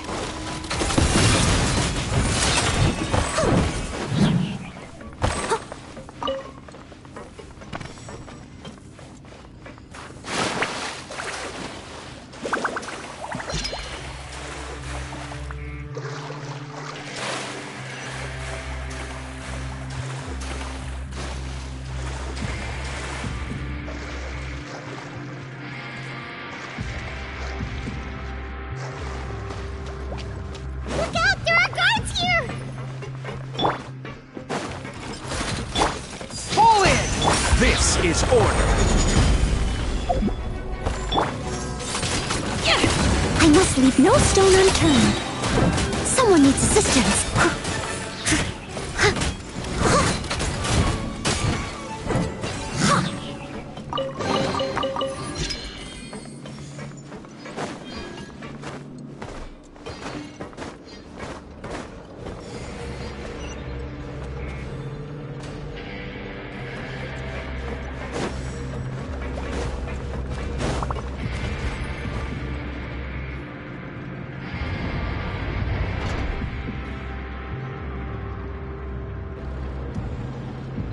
This place is filthy! Are the clothes from Uter's shop seriously made here? Look over there. Ugh! That water looks super nasty! Oh, Paimon can smell the stench from all the way over here.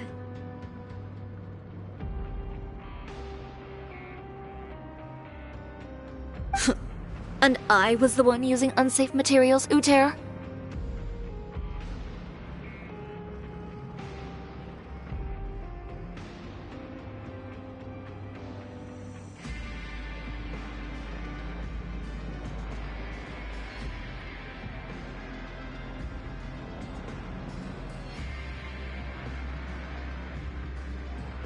So he was actually the one who opened an underground factory. No wonder his clothes always felt weird to the touch. He's been using all manner of tricks here in a bid to cut costs.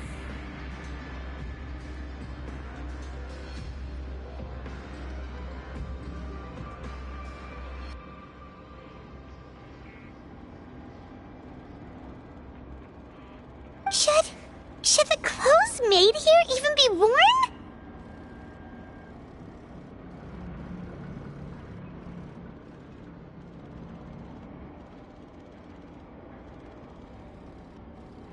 Never mind issues with shrinking and fading. These materials can give you skin problems if you wear them too often. That's terrifying! Let's take some photos right away as evidence.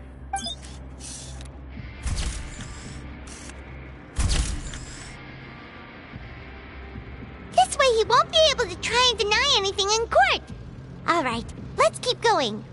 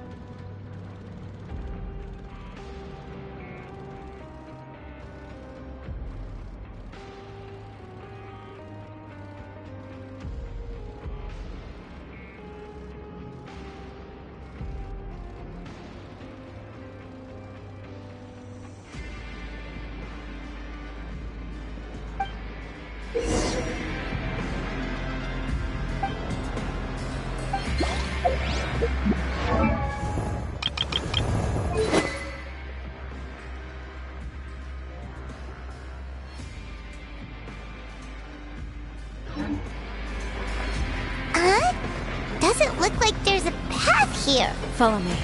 Let's go up.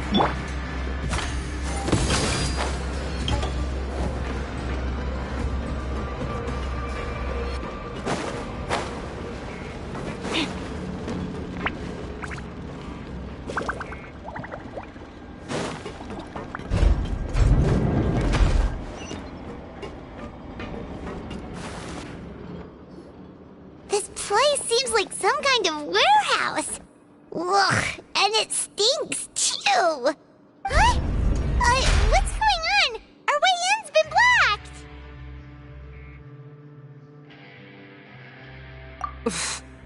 Seems like he knew we'd be coming. You did say he knew you really well, didn't you? Yes.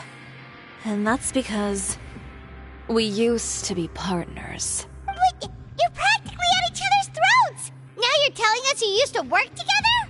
When I first came to Fontaine, we were both fledgling designers who longed to gain a foothold in the world of fashion. We shared the same goal, so we decided to work together. In the beginning, we both wanted to make clothes that would stand out from the crowd and shatter tradition. The kind of clothes that would turn heads and leave people in awe.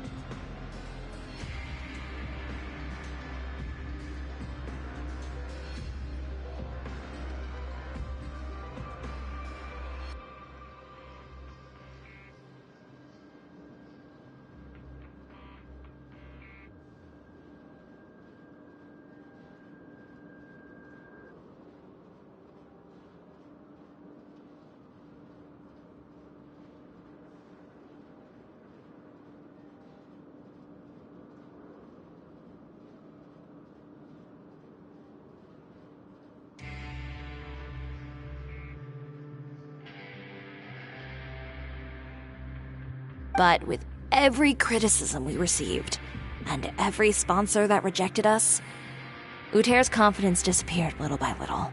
Finally, right before Fashion Week, he came to the conclusion that we wouldn't be able to make the designs we always dreamed of, and we parted ways. For my part, I gambled it all, and devoted everything I had to that 1 week. I came out the other side with something that really made me proud. I was nervous to present it, of course, but I knew it was my chance to show the industry what I was made of. In the end, well... You received the acclaim of all Fontaine while Uter gave up on his dream and turned to making this sketchy stuff.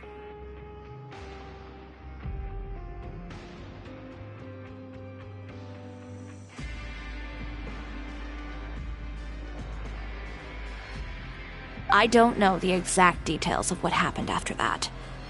All I know is, after I opened Chiyoria Boutique, he's harassed me every year since. He's just jealous of what you've accomplished. A guy like that doesn't deserve your sympathy. Well, let's focus on getting out of here first.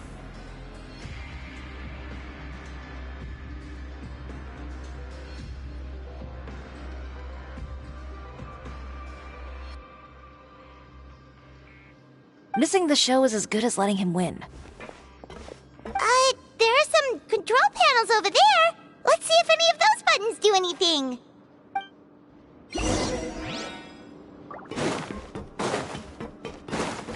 Oh, that doesn't seem to have done anything. Maybe try the next one? That didn't do anything either.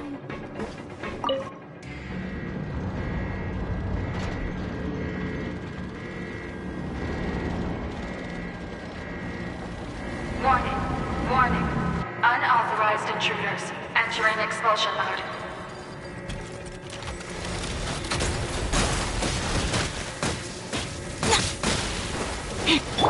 Let the world come! Warning. Unauthorized intruders entering expulsion mode.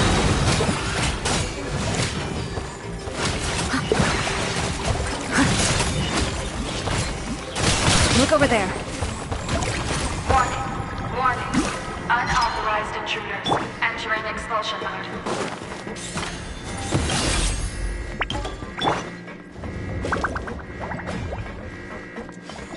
Warning. Unauthorized intruders entering expulsion mode.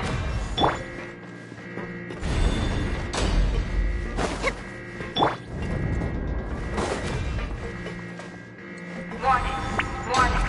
Unauthorized intruders entering expulsion mode.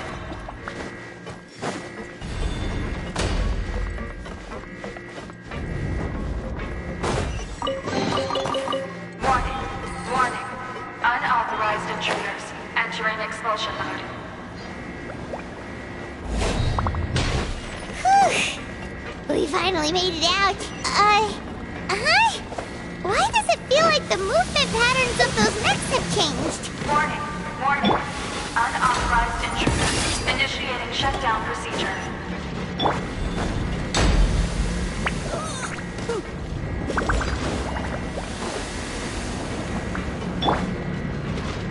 Warning.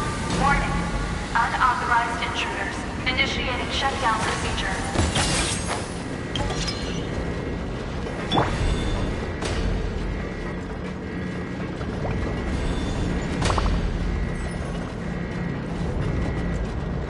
Warning. Unauthorized intruders. Initiating shutdown procedure.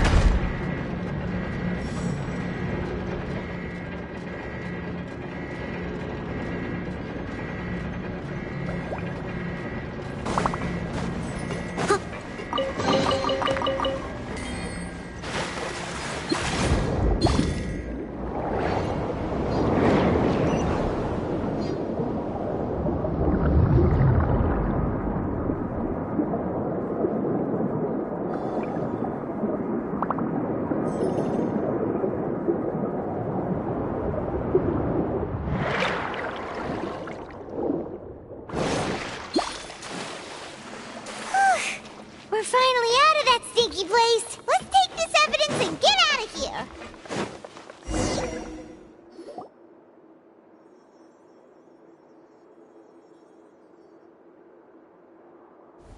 Finally, the entrance! At last!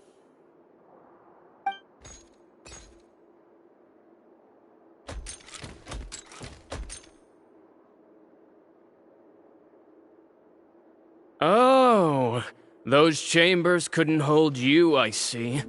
What a surprise. We've collected a bunch of evidence on all the nasty stuff happening at your factory. You're not getting away this time, Uter. The evidence on your person, you mean? What makes you think I have any intention of letting it get past these walls?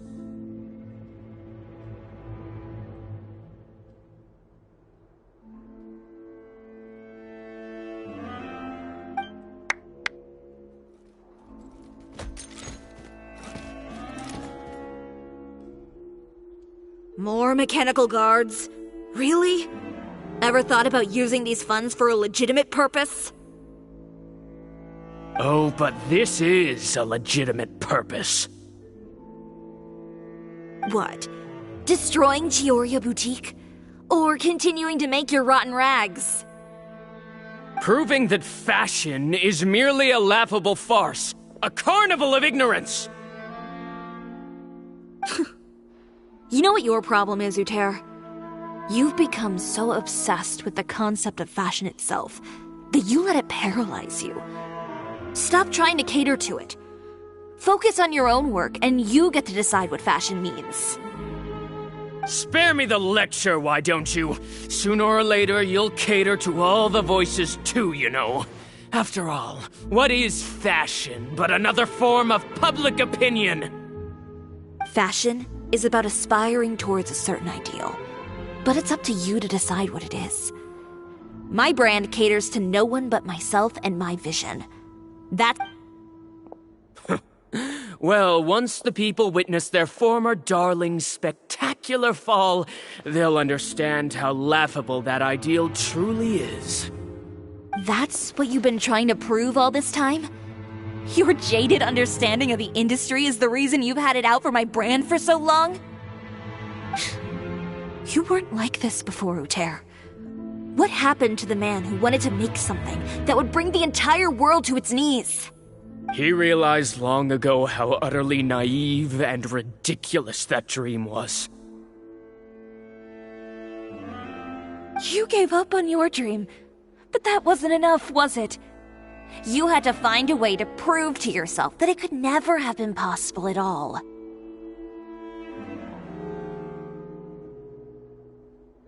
You think you understand, but you're just a bitter man who let his regrets dictate his choices. You regret giving up on your dream.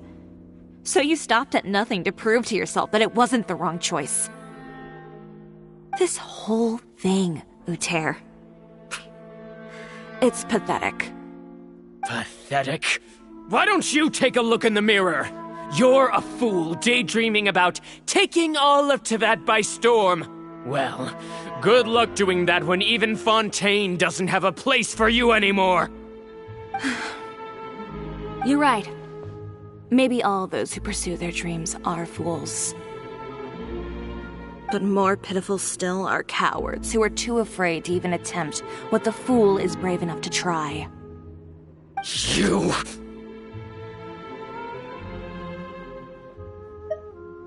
Yeah, just leave this guy to us! No, you go instead. But he has a gun! It'll be fine. Just go to the venue and tell everyone to proceed with the plan. I'll deal with him. Some lessons are best delivered in person. Catch up with us soon! Trying to leave, are we?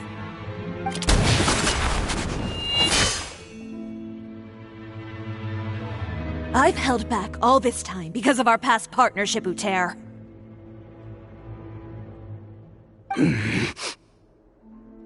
But all that changed after our tour of your factory. Still trying to talk tough, I see. No matter what you've been through, no matter why you've become like this,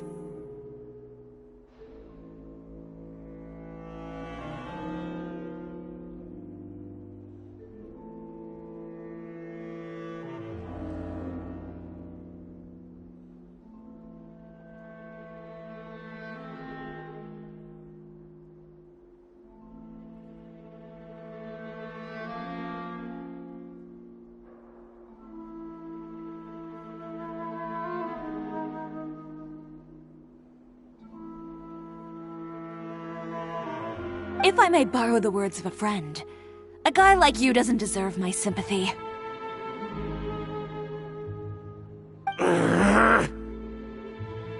Allow me to show you the true meaning of the Chioria brand. The Chioria brand represents more than a person or a trademark. It's a way of life. Greetings, friends at Fontaine Fashion Week. Please feast your eyes on the extravaganza that Chioria Boutique has prepared for you today.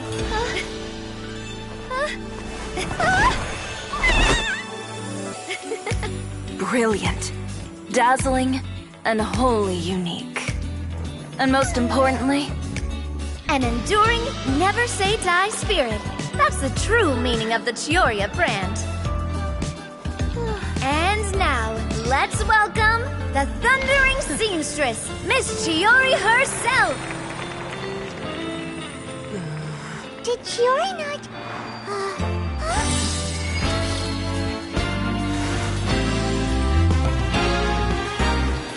Lights! Cameras! Over here, please! Let the show begin! The world may change, fashion along with it, but Chioria will remain the same. No challenge is too great.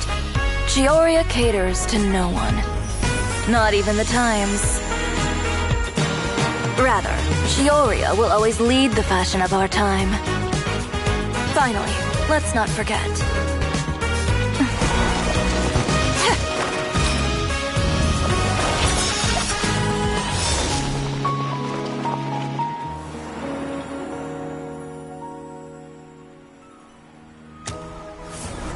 Only those who do not give up on their dreams are worthy of this brand. Well then, I suppose all that's left to say is, Happy Fashion Week, fellow dreamers.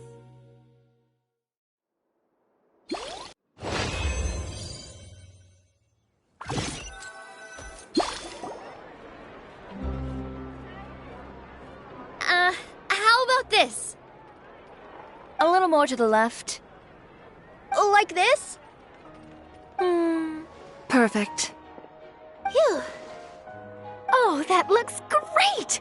Miss Chiori, can I take a picture? Of course.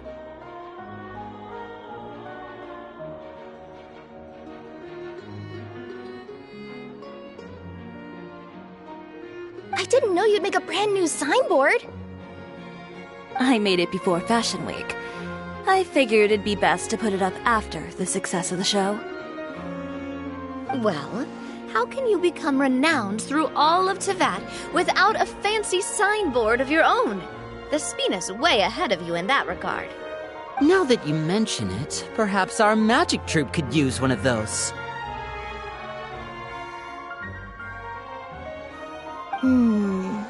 Our signatures are the Grinmalkin cat and the Bogglecat box. Oh, and we need to add Pear as well. Pear would need an alias, of course. How about... the Hangry Bird.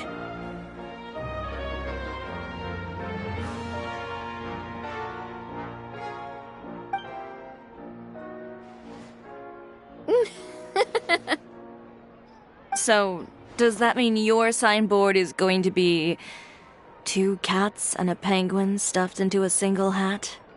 Ooh, that sounds super snuggly and warm. And a bit cramped. Miss Chiori, I'm done taking pictures. You can expect the article in tomorrow's Steambird, along with the evidence the Traveler gathered. Thank you, Charlotte. It's my pleasure. Bringing the truth to light is a journalist's duty. Going forward, feel free to custom order any accessories you need for Monsieur Verite. It's on the house. Huh? You really mean it? Of course. The same goes for you too, Linny and Lynette. If you have need of any costumes in the future, just drop me a note. What about something other than a costume? Thank you, Chiori. It's much appreciated. Well, I don't really need anything. Just don't be a stranger, all right? I don't need anything either. So long as you continue to request my international courier services from Komania Express, we're golden. Actually, that reminds me. When will you be leaving, Kirara? Huh? About that. The Spina di Rosula has prepared a special vehicle for you, so you can just get in and we'll push it all the way out of Fontaine.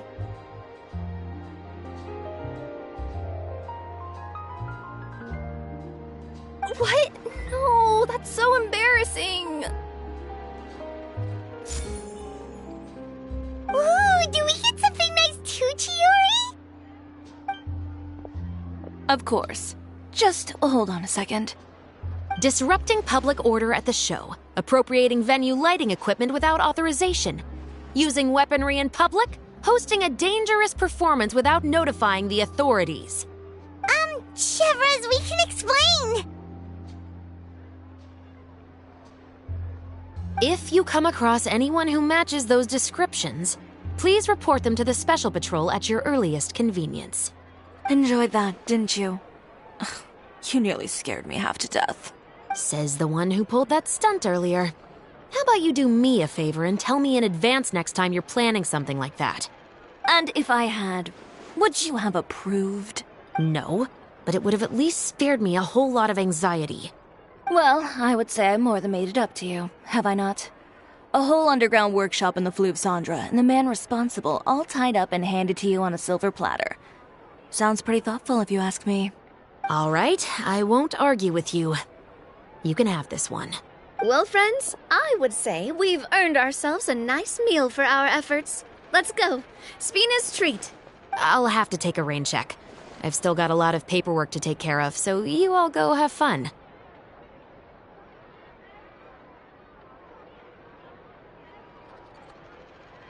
Oh, by the way, Chiori, I ran into Vanger on the way here. He had a message for you. I don't need to hear it. I'm sure the old fool used pretty much every apology in the book. I'll just visit him some other day and give him a hard time about everything. You know him well. Thanks again, Chevros.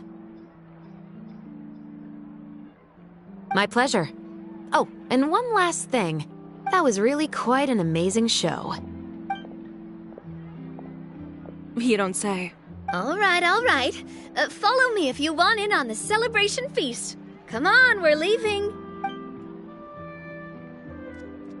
Traveler, Paimon, Could you go wait for me at that place with the view? I'll let Navia know that we'll be a little late. There's something I'd like to give you. A place with the view? Oh, Paimon knows where you mean. Sure, no problem. Perfect. I'll be right there.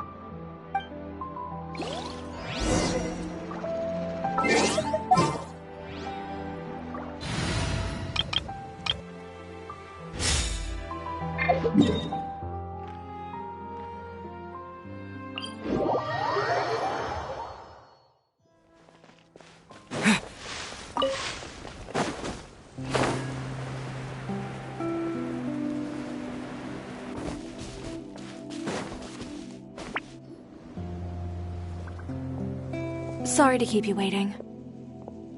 Oh, we didn't wait long at all. But what did you want to give us that you couldn't share right in front of everyone else? Here, take this. Oh, wow! A brooch! And in the style of Chioria Boutique, too! Wait, Paimon gets one as well? I've only made 2 for now. After much consideration, I decided to give them to you two. You've been a great help. Even when things were looking bleak, you stayed by my side. There were even times when I felt like I had to fight back and win, even if it was just to honor the trust that you had in me. Well, we may have helped a little, but Paimon would say you deserve most of the credit. This result, it was all you, Chiori. I know for certain that was not the case. I've chased my dream for so long that I've come to understand something. Apart from conviction and persistence, the thing that matters most is having friends who believe in you even when you don't believe in yourself. A single person can only do so much. Without all your help, Chioria Boutique could have easily fallen to ruin.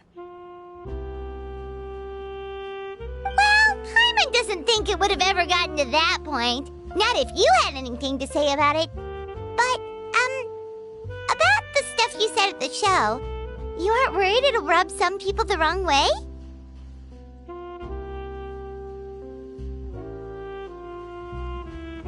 Perhaps my words were a little pretentious, but they do reflect how I truly feel.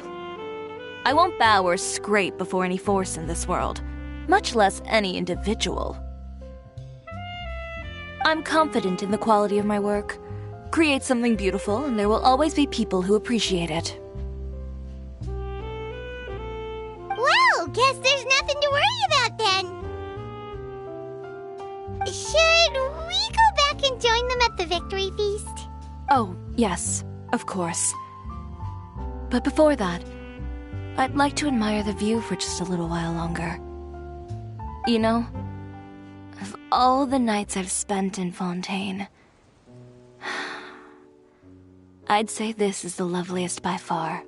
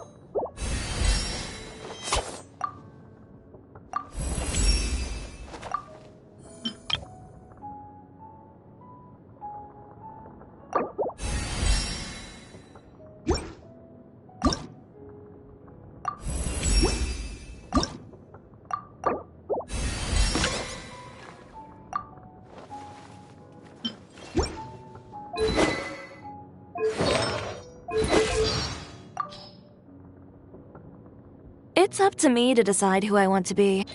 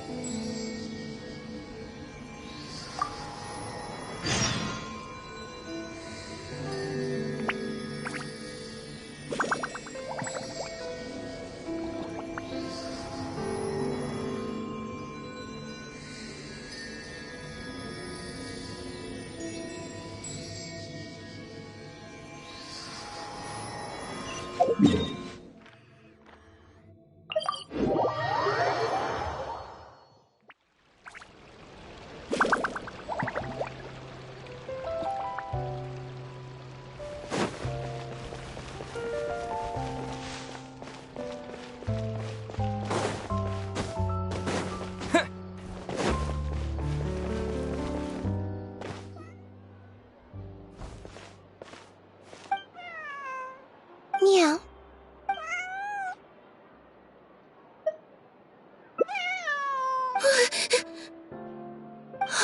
It's you. 1 second. Now activating chat mode. You made me jump there. I thought they'd finally caught me. Well, my heart rate did. Jumped up a little, I mean.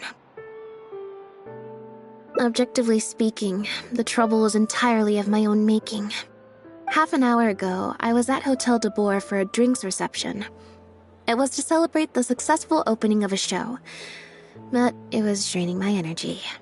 So, I waited for the right moment, then snuck away so I could switch to standby mode.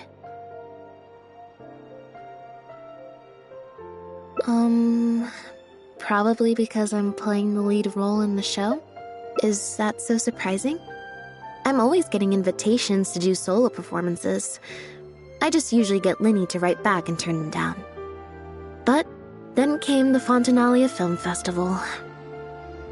We took all the kids from the House of the Hearth out to see a film, and after it finished, they all started clamoring for me to try out acting for some reason. Even Linny was chanting along with them. Anyway, it just so happened that a director called Mary who had sent me an invitation right around then. I'll spare you the details, but basically, I ended up accepting it. Yep, you nailed it. I'm playing the role of a puppet. In fact, the show's called The Lost Puppet, and it's a masked mime show. So, I don't have to do any facial expressions or say any lines. Literally just a series of physical movements. The director says it's a very avant-garde art form. Art is not comprehended by the mind, but felt in the heart. At least, that's what the director says. Anyway, if nothing else, the opening performance seemed to go down well. At the drinks reception, everyone was crowding around me, saying, "Triumphant character portrayal, faithful adaptation of the original work, unequivocally, quintessentially avant-garde," and stuff like that. But being the center of attention is draining. So the moment they left me to go harass the director instead, I was out of there. The other thing is, some weird things happened while I was on the stage. Oh, sorry, Bonnie. I didn't mean to leave you out of the conversation. No, we just met. We bumped into each other right after I slipped away. Well, it'd be kind of difficult for us to communicate otherwise. Besides, I think she's taken a liking to the name. Haven't you, Bonnie? Yeah, that's right. Good kitty. We'll go find your owner soon, I promise. Nope. She's wearing a collar, and for the most part, she's pretty well groomed. If she is a stray, she hasn't been for long. Her stomach's been growling a lot. I guess she must have been missing for a few days now. As much as I'd love to hang out with her for a while longer, her owner's probably worried sick about her. Assuming she has an owner, that is. But the reception... I should probably show my face there again at some point, even if it's just to make excuses and leave again. Decision time. Well, I just find it exhausting, thinking through all the different ramifications of different choices and so on. That's more Linny's area than mine. So, unless it's something really important, I usually just leave the decision-making to him. It's fine. He got Fermine to make me a little something for just this situation. Poof! A phaetometer. It looks pretty over the top, I know, but it's essentially just a box of cards. He kept the design simple, so it'd be harder to break.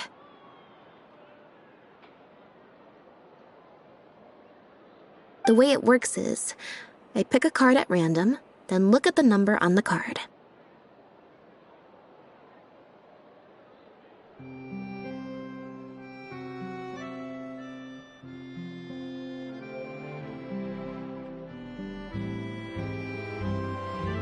Well, for example, if the number on the card is 5 or higher, I help Bonnie find her owner. If it's less than 5, I go back to the reception.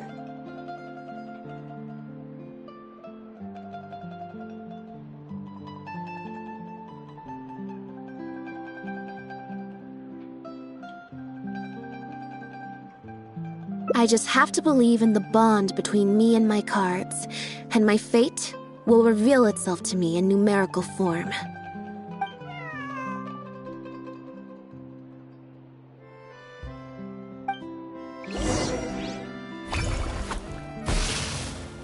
Huh, I didn't like that. Was I using it wrong? Maybe if I just...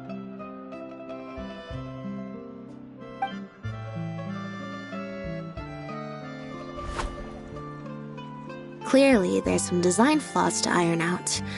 I'll have to let Fremine know. Let's see, which card did I get? 4. Well, the cards fell on the ground though, so I don't think it counts as fate.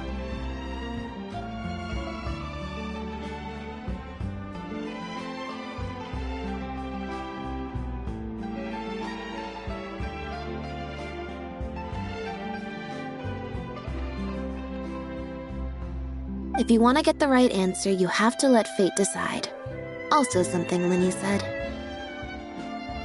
So, to put it another way, if picking a card up off the ground is how to not leave it to fate, then that means it must be the wrong answer.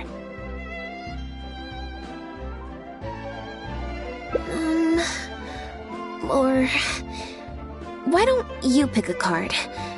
Since I ran into you here, that means our fates are, like, interfering with each other. Thank you. This one is final, I promise. Here, take the Fatometer. If it's 5 or above, that means fate successfully changed. Anything lower than 5 is a fail.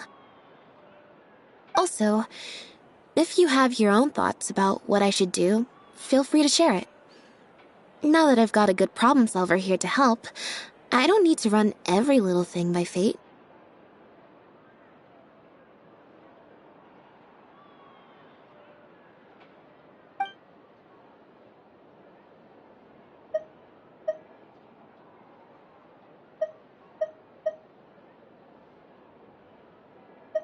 So, we're looking for Bonnie's owner?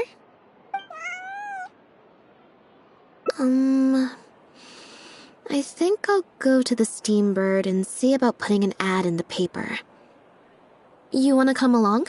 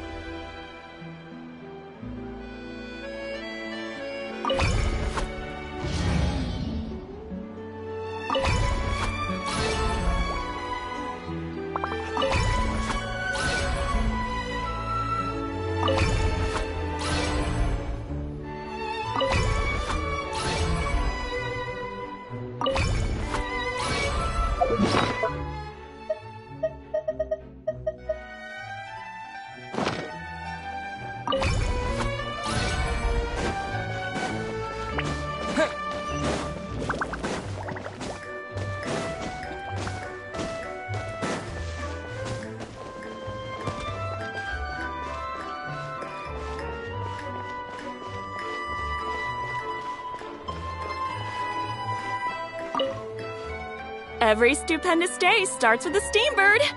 Oh, hi Lynette. Hi Traveler. What can I help you with?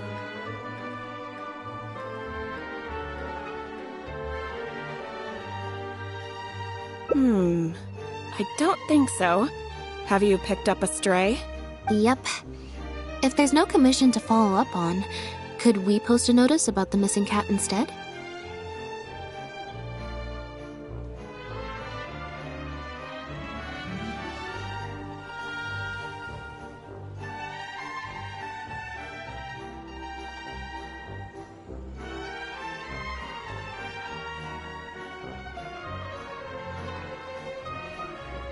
Why, of course. What a kind thing to do. Just fill out the form.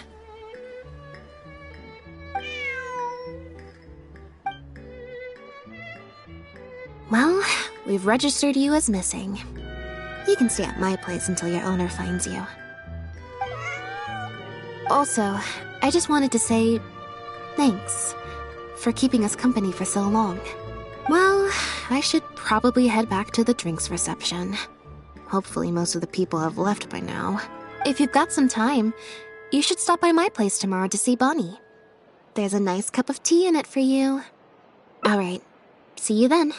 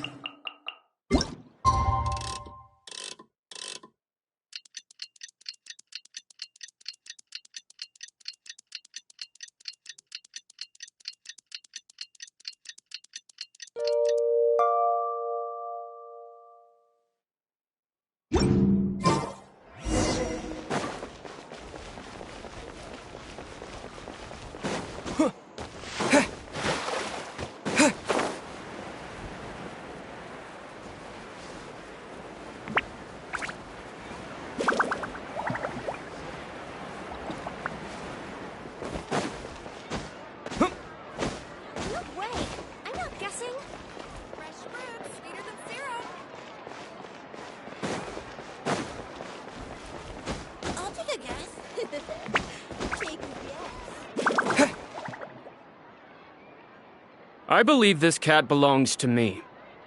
I already told you, this isn't your cat. Just take a breather, you two. Oh, you're here. As you can probably see, you'll have to take a rain check on that tea I promised you.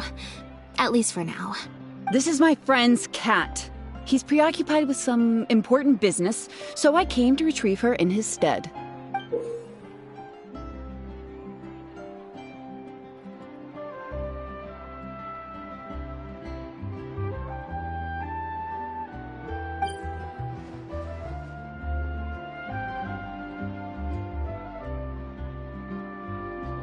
No. It's far more likely this cat escaped from the Humane Society.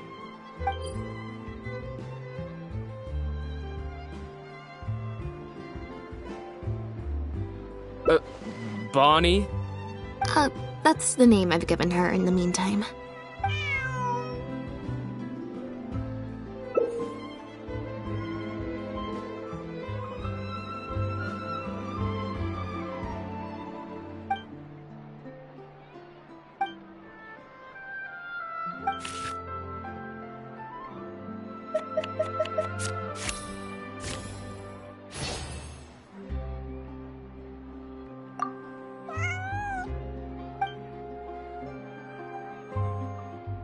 Well, this complicates things. I told you before. This is my friend's cat. It's normal for her not to trust me. Listen, I'm the director of the Humane Society, okay? We've got so many strays, dogs, cats, you name it. I'm not even the one feeding them most of the time. You can hardly expect the cat to recognize me. She just looked somewhat familiar, so I came to check, just in case. If she turns out to be one of ours, I'll take her back. Simple as that. Even if that's not the case, the Humane Society could still take her in, if no one else comes to claim her, that is. We're an organization that specializes in rescuing and sheltering stray animals. We've been in business for several decades now. I'm Bernard, the current director. The Humane Society. Huh. The name sounds familiar. I remember hearing good things. You're the one in the Quartier Lyonnais?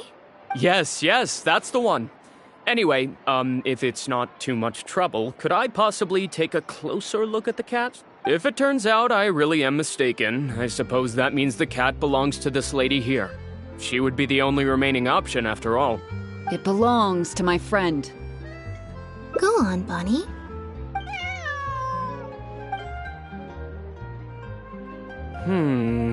Oh, nope. Looks like I was mistaken. They do look similar, but there's an ever so slight difference in this one's fur color. Deepest apologies, friends. Well, I suppose this means I still have a missing cat to search for. Apologies again for the confusion. Yes, exactly.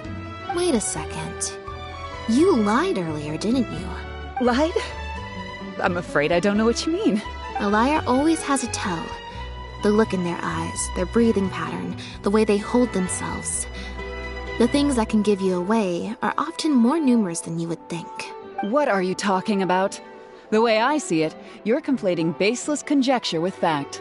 Normally, when someone is called out, their breathing speeds up as they begin to panic. But your breathing pattern hasn't changed one bit. In fact, it's been strangely calm and measured this entire time. It stands to reason, then, that your agitated behavior earlier was all an act. If you're a bad guy, I'm sure you'll take off running the first chance you get. If you're a good guy, the most likely explanation is that you're a member of the Guards, or some similar organization. And you're basing this off of? Intuition. Nothing more. Intuition. Well, I have to hand it to you, Lynette. You're right. I'm a member of the Guards. The name's Elodie. I'm currently investigating a cross-border smuggling case. This cat here... Bonnie, what's her name? Well, her owner is one of the prime suspects of our investigation. A couple of days ago, our suspect got wind that we were on his tail and fled. That's most likely how he got separated from the cat. I just so happened to stumble upon your notice in the Steambird. So, I decided to see if he'd come back for her. But it looks like I overestimated him. The impact of this case has been huge. The Marechaussee Phantom, the Guards, and the Special Patrol have all launched investigations. If there was even the slightest chance that he would show himself, I had to follow up on the lead. A new kind of illegal drug, imitation synth. We confiscated all the synth on the market, but addiction isn't something that goes away overnight. Even without substances on the market, people are still looking for a way to get their next fix. And criminals are all too eager to capitalize on that addiction. That was the impetus for imitation synth. Needless to say, a small-scale market opened up very quickly. After the original synth debacle, we put several measures into place to prevent similar incidents from occurring. The perpetrators got smart, though, and shifted their sales overseas before those measures could kick in. That's when the imitation synth smuggling began. We only recently got word of the presence of imitation synth overseas. We managed to track down evidence of some early transactions. What we were able to find out, however, hasn't proven that useful given the amount of time that has passed. The Marechaussee Phantom launched an investigation to track down every person in Fontaine capable of producing a drug like that. That's how we learned about Bonnie's owner. He's a researcher at the Fontaine Research Institute. His name is Pierre. Pierre Lafayette, to be exact. Lafayette. The Marechaussee Phantom found him in Poisson. In addition to the cat, he also had a pendant with him. At first, there wasn't much cause for suspicion. A search of his house didn't reveal much to go off of either. The Marechaussee Phantom very nearly left it at that. It was only later that we realized the coat of arms on his pendant belonged to none other than the Lafayette family, one of the most infamous aristocratic families in Fontaine. Obviously, this discovery prompted a further investigation into Pierre. At that point, however, we discovered that he'd already fled. Now the Guards and the Special Patrol are all searching for him. That's not possible, actually. The Lafayette family has been gone for a long time. Exactly. Many years ago, several important members of the family, including the Patriarch, were murdered by an assassin of unknown origin. From that point on, the family's power and influence took quite the hit. The family is engaged in all manner of crimes. As you can imagine, there's no shortage of people waiting in the wings to take their revenge. And with the family severely weakened, they were able to do just that. Most of the remaining family members succumbed to sickness or hunger. The ones that survived are currently living out their days under a new identity.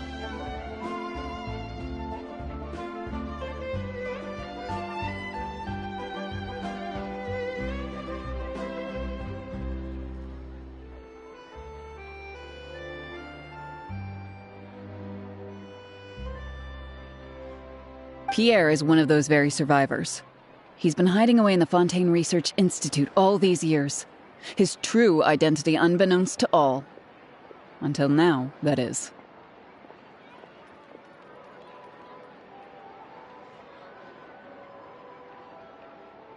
Well, my fellow guards have told me all about how smart and courageous you both are. And I know you possess a strong sense of justice.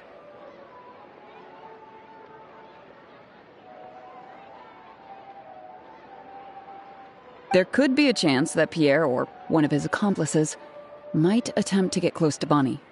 Now that you've been briefed on the situation, I was hoping you'd help us keep a lookout.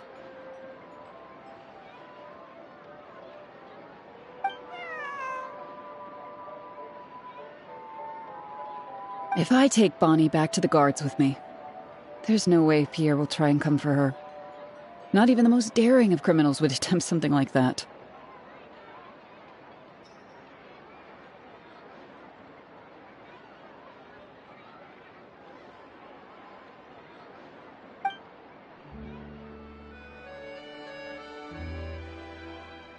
I have to admit, I'm not holding out too much hope that Pierre will come back for her.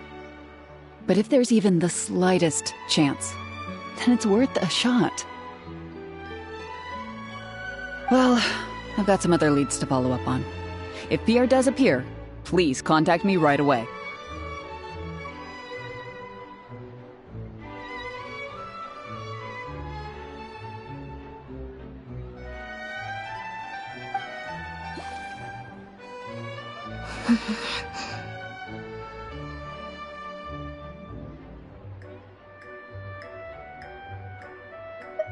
It's nothing. I'm fine. It's just... the head of the Lefebvre family. He was the eminent person who kidnapped me all those years ago. It was at a dinner party. Someone tricked me into boarding the Lefebvre family carriage. Whoever it was, they took me back to their home. But before anything worse could happen, Father intervened. Yep. Father was the one who orchestrated the fall of the Lefebvre family. That's what led Lenny and I to join the House of the Hearth. After all these years, I never thought I'd hear the Lefebvre name again. Don't worry about me. I wasn't feeling sorry for myself. I was just thinking about Lenny. He's been acting strange recently. He avoids me for days on end, consumes himself with some secret investigation, and then out of the blue pushes me to do that acting job. Thinking about it now, it's almost like the one I drew from that deck of cards was part of his plan all along. He must have asked Fremine to help him out. In any case, I know he's hiding something from me. He's really pulled out all the stops this time. It's very possible. I'm sure he tried to send me away because he was afraid it would bring up some painful memories for me. It wasn't necessary, though. Even after all these years, he's still as overprotective as ever. You'll have to help me teach him a lesson if we run into him along the way.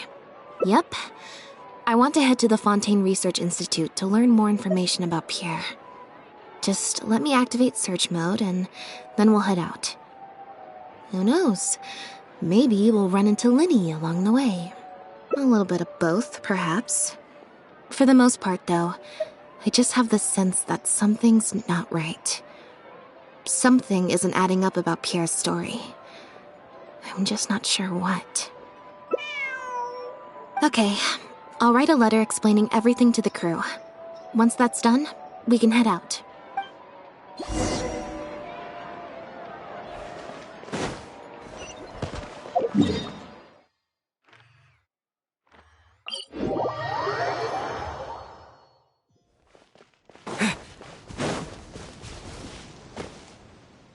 Lynette, you're, not at rehearsal? You can drop the act, brother. In fact, I don't think either of us will have a need for acting anytime soon. You should know better than to try and keep something from me. You've never been able to do that, even when we were kids. And that's why I tried to distract you with the masked mime show. But I guess you're just too good. Care to introduce us to your new assistant? This is Officer Shovras, captain of the Special Security and Surveillance Patrol. You may have met her already. Nice to see you. I should clarify something. Mr. Lenny's here at my invitation, not the other way around. To borrow your expression, Miss Lynette, I suppose that would make him my assistant more than anything. We've brought on Mr. Lenny as a consultant in the past. He was instrumental in helping us crack a case involving a perpetrator who used magic tricks to commit crimes. I was hoping he'd be able to provide some valuable insight this time around as well. So you've heard everything then? That's exactly why we're here. There's always been questions surrounding the fall of the Lefebvre family. Some people even believe the House of the Hearth was involved. Whoever was behind it all was extremely cautious. They didn't leave a shred of evidence. This very fact, however, leads me to believe it was indeed the work of that Harbinger. I took a look at the entrance and exit records of all the carriages that night. Let's just say it wasn't hard to deduce that there's ill will between you two. Don't worry, I don't have any evidence to that effect, and I certainly don't plan on going to bat for such a despicable family. Plus, you were victims back then more than anything. I sought Mr. Linney's help with the smuggling case. Nothing more. The way I look at it, it's a collaboration between us as people, not the organizations we represent. Besides, by working together, we can expose the truth as quickly as possible. You can hardly say that's at odds with the justice my organization strives for. Not at all. I was planning to invite you from the very beginning, Miss Lynette. It's just that my assistant here raised some objections. Linny, I'm not the same person I was back then. That little girl who did nothing but cower in the corner in fear, she doesn't need saving anymore. I'm sorry, Lynette. You're right. I let my concerns get the better of me. Oh, and the next time you want to distract me, you should try a different approach. Who's this? You pick up a stray while I was gone? It's a bit complicated. I'll explain later. Anyway, her name's Bonnie. Well, if there are no objections, then I suppose the only thing left to say is... Lynette, Traveler, welcome to the team. It appears the Lefebvre family was very particular in their use of insignias and emblems. The family would use different emblems to mark differences in status, blood relation, and the like. In fact, the insignia that was discovered on the pendant was used to represent an illegitimate child. It's highly likely. That very status might have been what allowed him to emerge from the fall of his family relatively unscathed. It would also explain why he was able to assume a new identity as a researcher with relative ease. We discovered something interesting, though. After talking to some of his co-workers, it appears he pretty much works at the Institute in name only. He's practically been cast out. Apparently, Pierre was once addicted to synth. He tried to use the resources at the Institute to create a substance with a similar effect.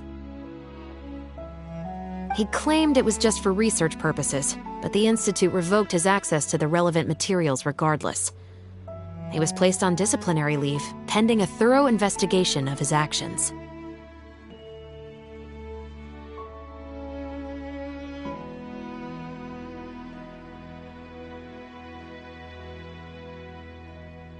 But it seems the Institute ran into some trouble along the way. Could have been a lack of personnel or a timing issue. In any case, they had to table their formal investigation into Pierre. Unfortunately, that also included reporting any relevant information to the higher authorities. As for his family background, it appears none of his co-workers at the Institute were aware of that information. All they could tell us was that he was quite the recluse.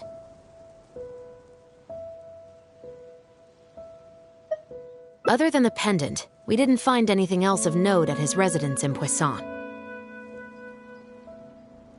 Based on the samples of imitation synth we've been able to analyze, it appears the substance leaves behind strong traces wherever it's produced or stored.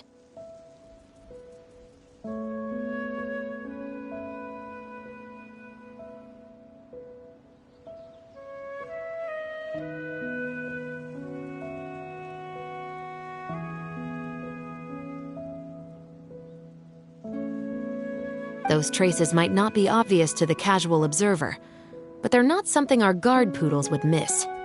Pierre's home, though, came up completely clean.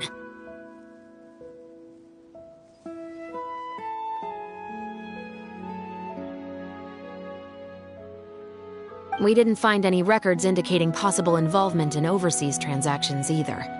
So, the Marechaussee Phantom didn't view him as a major suspect at first.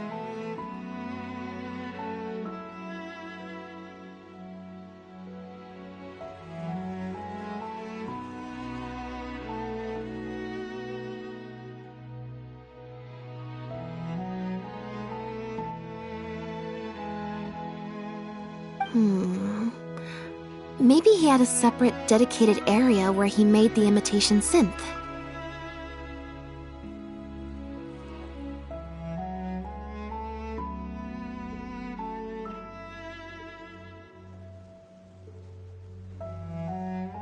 Well, his neighbors did say he was often gone for long stretches of time. You would think with him out and about so much, people would have spotted him around Poisson, but residents said they barely ever saw him in town.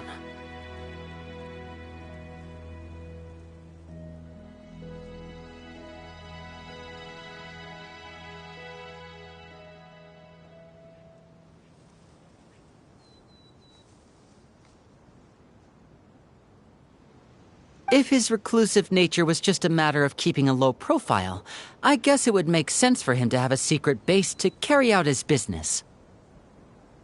After he disappeared, the guards conducted a thorough search of Poisson, but they didn't come across any suspicious locations.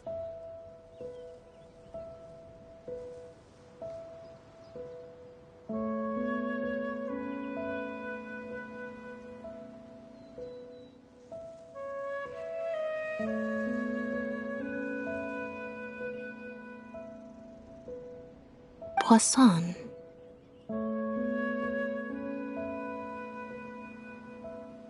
You know Hotel de Boer, where I first found Bonnie? To get there from Poisson, you have to cross a stretch of ocean. It's not somewhere a cat could just wander off on its own. A cat? You mean...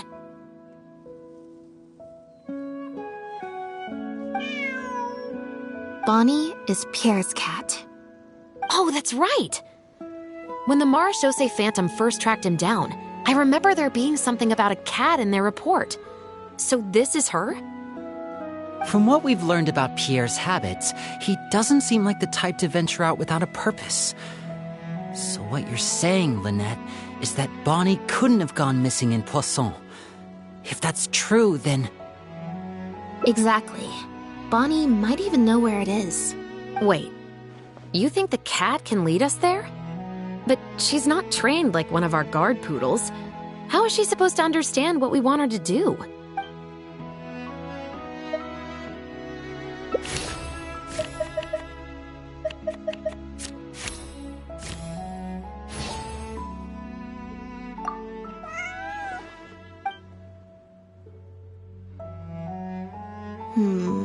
Near the coast, the beach, and beneath the cliffs. The place we're looking for is most likely north of the Court of Fontaine. Well, I've certainly never taken a witness statement like this before.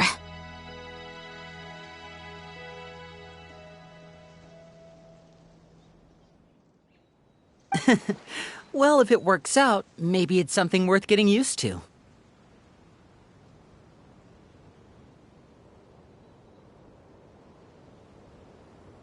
Cats and humans are actually pretty alike. When it comes to communication, most of what we want to convey can be accomplished through body language alone. But humans tend to rely too much on speech to ever take advantage of that fact. Of course, body language has its limitations. You're not going to be able to get across anything too complicated. The important thing is that we now have a lead. Let's try and find a place that matches the clues Bonnie gave us.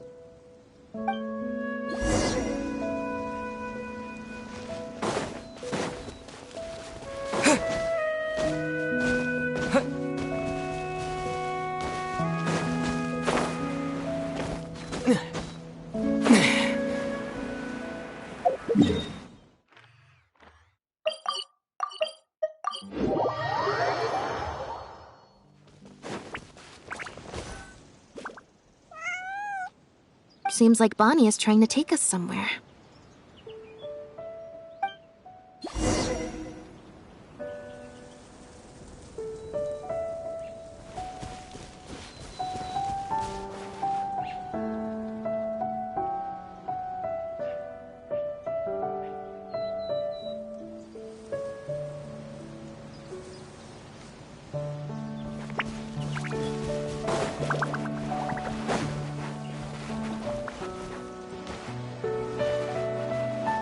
Gardamex ahead. Look out! Break. On, repeat. Chipana.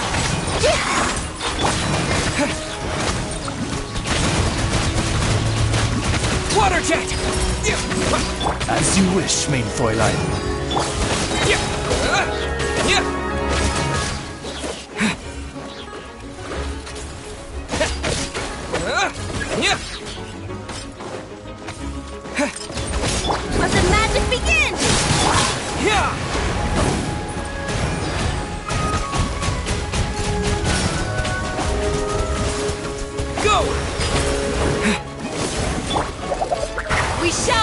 go.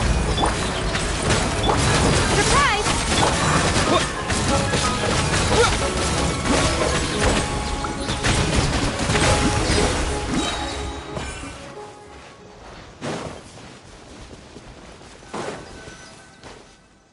Wow, Lynette, you found this place so easily. If I thought there was any chance you'd say yes, I'd recruit you into the Special Patrol here and now. No questions asked. Sounds familiar. I pretty much receive letters daily from people trying to poach her from me. Let's just focus on our search.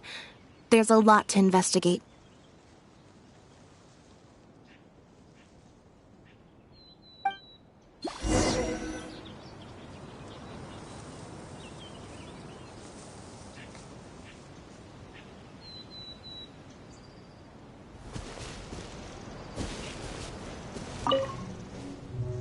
Aha! Just as we thought. This is where the imitation synth was being made.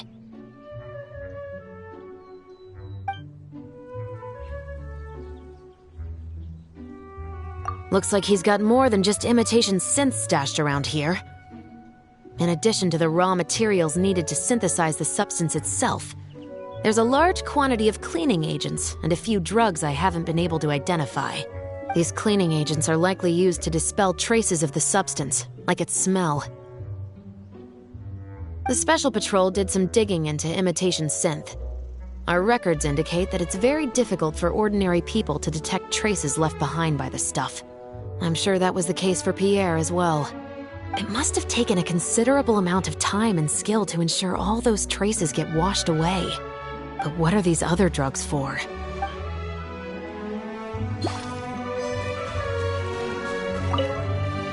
The material these bags are made of, it's quite rare. It's the very same, actually. Romaritime flower fiber. But there's something special about the composition of these bags. I took a closer look, and it appears they're not only waterproof, but also corrosion and leak resistant. Even the strings look specially designed to keep the bags closed nice and tight. I came across some bags made of the same material just now, but they were much smaller and thinner. From the look of them, they seemed far less durable as well. Very similar, actually. Normally, it would be easy for a guard poodle to sniff out the imitation synth, but if it was sealed away in a bag like that, it might be possible to elude detection for some time. But what could these big bags be for then? If the goal is to keep the imitation synth hidden and sealed away, these bags seem a bit too conspicuous.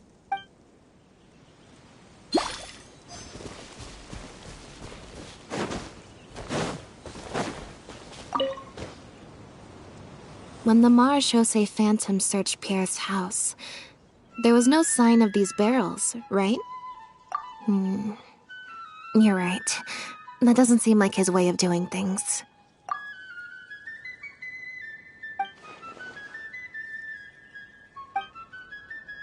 Only the lower halves of the barrels appear to have been submerged in water. Based on the various ingredients we've found, this appears to be where Pierre was cooking up his imitation synth. It looks like he used a special cleaning agent to get rid of any residual traces of the substance on his person before he left. That's how he was able to get past the guard poodles. So then he transferred the imitation synth into small sealed bags and took it somewhere else for the drop-off. No. I don't believe our suspect is the kind of person who'd go around carrying incriminating evidence with him. That would potentially create too many eyewitnesses. The cleaning agent and the sealed bags might get past the guard poodles. But if a member of the public or even a guard on patrol happened to see him during the drop-off, a quick search would reveal everything. That's still a very risky operation. The barrels we found were wet around the base, but the top half was dry. As if they'd been standing upright in the water. If you put a barrel in the water, it will normally float on its side. Unless it's heavily loaded, in which case it'll sink. Yes. With flotation rings around the body of the barrels, they'd stay upright in the water. And then he could afford to load them more fully. You think he used floating barrels? I suppose if he acted at night, when there are very few other boats around and visibility is low, it's a valid theory. We can't rule it out. But then, wouldn't the barrels be carried off by the waves or the currents? How would the person doing the pickup know where to look? Traveler, can you come take a dip in the sea with me? I have a feeling that somewhere down there, we might find some rope. If a rope can be used to keep a pet from running away, then why not a barrel?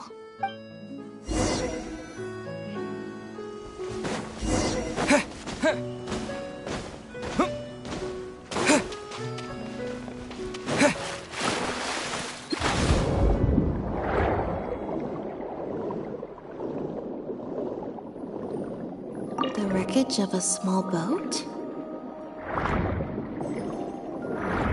This isn't the place. This isn't the place.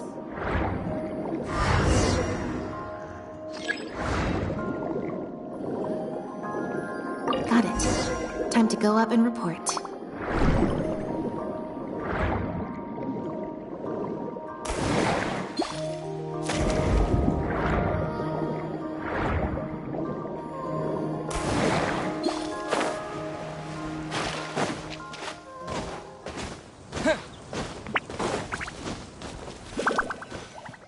As expected, we found a few pieces of rope and some anchoring stones underwater. If you attach them to a floating barrel, it would look like this. With this anchoring system, it would be possible to use floating barrels for the drop-off. You would just need to drop them in the water at the agreed-upon location.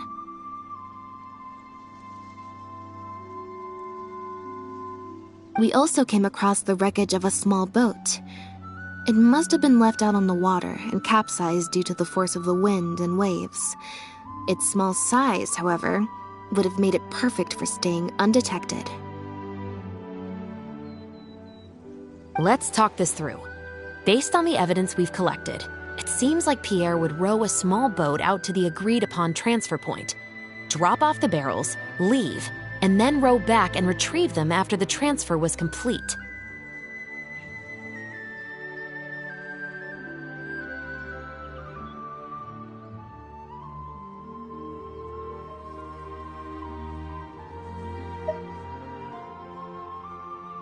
It could be that he was trying to avoid meeting up with his associate face-to-face. As one of the sole survivors of the Lefebvre family, maybe he was just used to that sort of elusive lifestyle. It seems like Pierre deliberately chose the floating barrel method so that the goods could be dropped off and picked up at separate times. That way, the two parties wouldn't have to meet each other.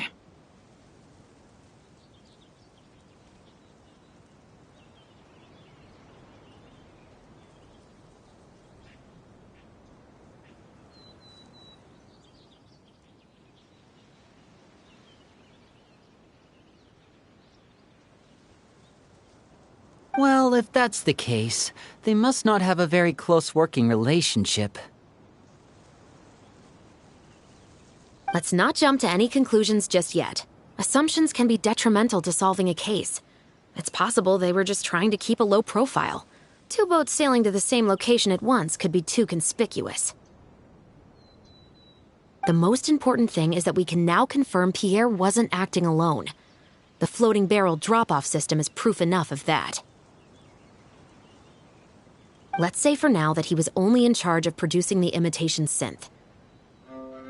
That would mean there has to be at least one other person involved in the operation, likely in charge of transporting the goods across the border. Since we've determined that the goods were transported by boat, maybe we can track down some travel logs or something. We can certainly check the various ports for that information. It's possible, however, that Pierre's associate also used a small boat for the transport, and docked along the shore rather than at a large port. If that's the case, it's unlikely there would be any record left behind.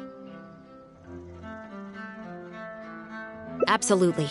Before Pierre disappeared, We made sure to investigate all sorts of outward-bound vessels. We also had port authorities keep a lookout for anything suspicious.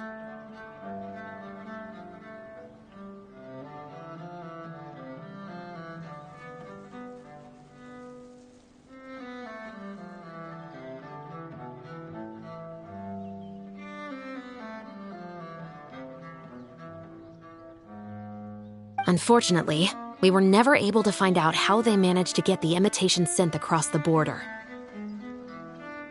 You're right. Whatever vessel was used for the pickup, the person responsible for smuggling the substance out of Fontaine would have had to use a larger vessel for the actual transport. That's the only way they would be able to smuggle on a large enough scale to make a profit. They must have found a way to disguise the imitation synth to clear port inspections.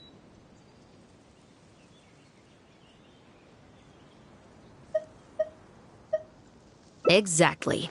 We can't let any opportunities slip through the cracks. Although, given the amount of ports that could be involved, we should probably split up.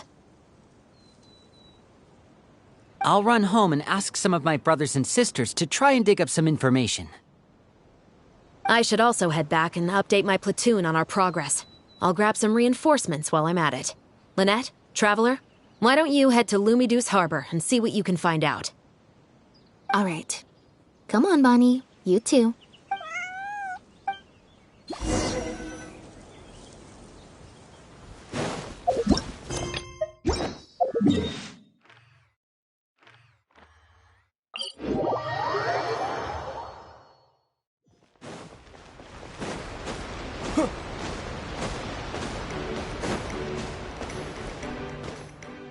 Oh, Lynette, Traveler. And Bonnie, too. What brings you all here? Did something happen? Oh. I see. Thank you for everything you're doing for the people of Fontaine. I'm in charge of guarding the port. You mentioned you were after some travelogues, right? I can go fetch those for you. Looks like I've got another hard day of work ahead of me. No, not usually. It's this incident that happened recently. Before that, everything was normal. All we had to do was confiscate anything suspicious and we could call it a day. Pretty simple stuff. But things are much more complicated now. We somehow let suspicious cargo pass through the port undetected. Not even our guard poodles were able to sniff it out. Even worse, we still don't know how the perpetrator was able to conceal the goods so well. By suspicious cargo, do you mean imitation synth? Yep. However, prohibited substances are just one example. We confiscate all sorts of contraband during the course of our inspections. Or at least, we're supposed to. So what happens to the goods you confiscate? Oh, we keep them in a storage locker. If they turn out to be something particularly dubious, we'll turn them over to the Maison Orderly. If the goods are only slightly suspicious but could otherwise be harmless, like raw materials that could potentially be used to create contraband, we return them to the ship they were confiscated from, instead of letting them pass through the port. Sorry for the wait. These are the travelogues for all the recent activity at the port. Oh, you brought Gerard with you. Actually, he followed me here himself. It's like he smells something on me. Huh. I wonder why Gerard is reacting to you two so strongly.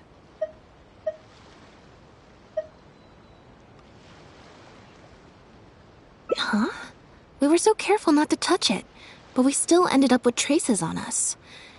If it leaves a residue so easily, I just don't understand how the culprit was able to disguise the goods at all. Why don't you have a look at the travelogues first?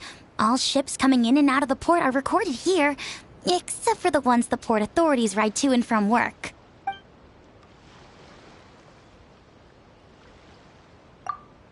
The Humane Society. Their name is all over the exit logs. The purpose for leaving is always listed as overseas adoption. Ah, the director of the organization explained that, actually. He said a lot of the cat and dog breeds unique to Fontaine are also very popular overseas. So his organization offers an overseas adoption program. Bernard, the director of the Humane Society, was the man who came looking for Bonnie earlier.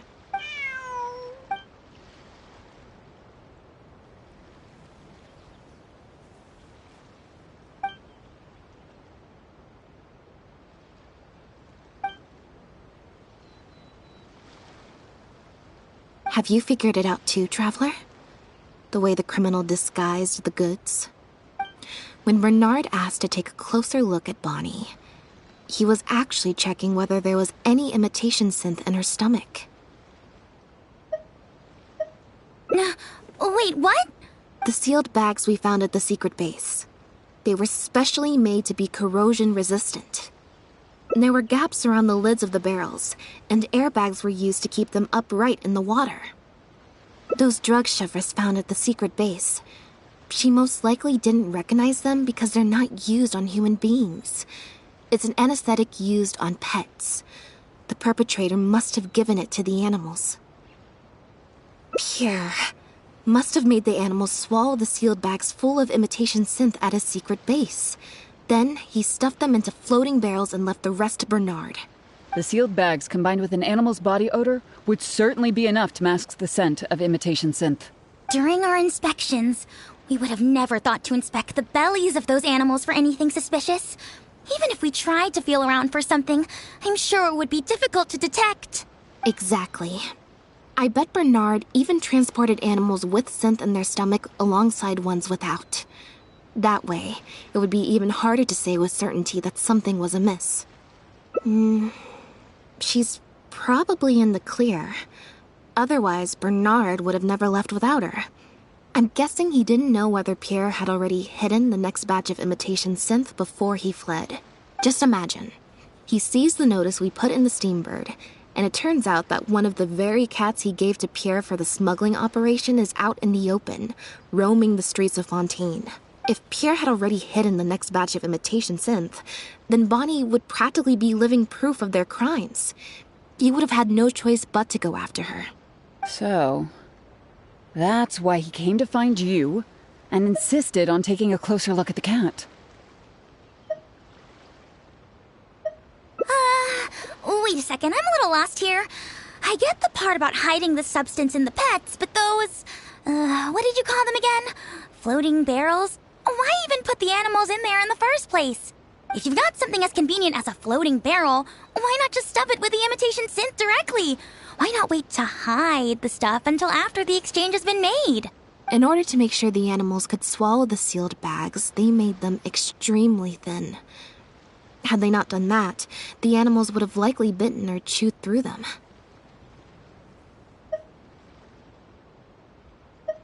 That step would have required a lot of energy, as well as a certain amount of technical expertise. So, it was better left to the more experienced Pierre. We've already proven how easy it is to pick up trace amounts of imitation synth, so I'm sure Bernard was taking all the precautions he could to avoid the same fate. Okay. Then, let's head to the Humane Society right away and bring that guy to justice. I'll bring a Gardamek to speed up the process.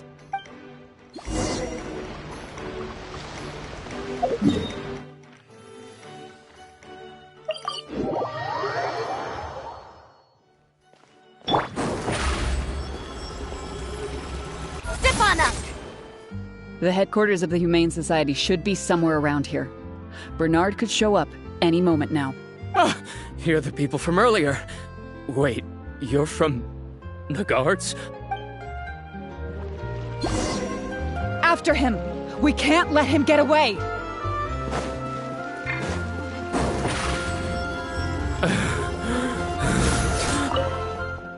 Give it up, Bernard. Mercy. Have mercy. I'll talk. I'll tell you everything I know.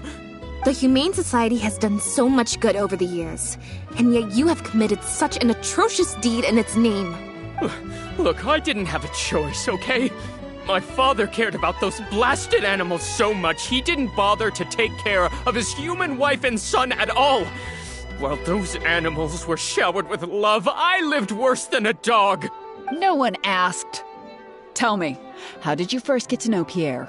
Well, After I took over the Humane Society, it gradually became harder and harder to maintain its operations.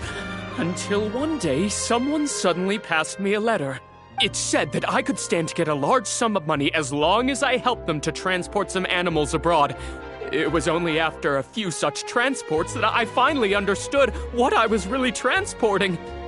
But then, Pierre wrote to me, saying that we were already partners in crime and that I better keep cooperating with him if I didn't want to be reported to the guards.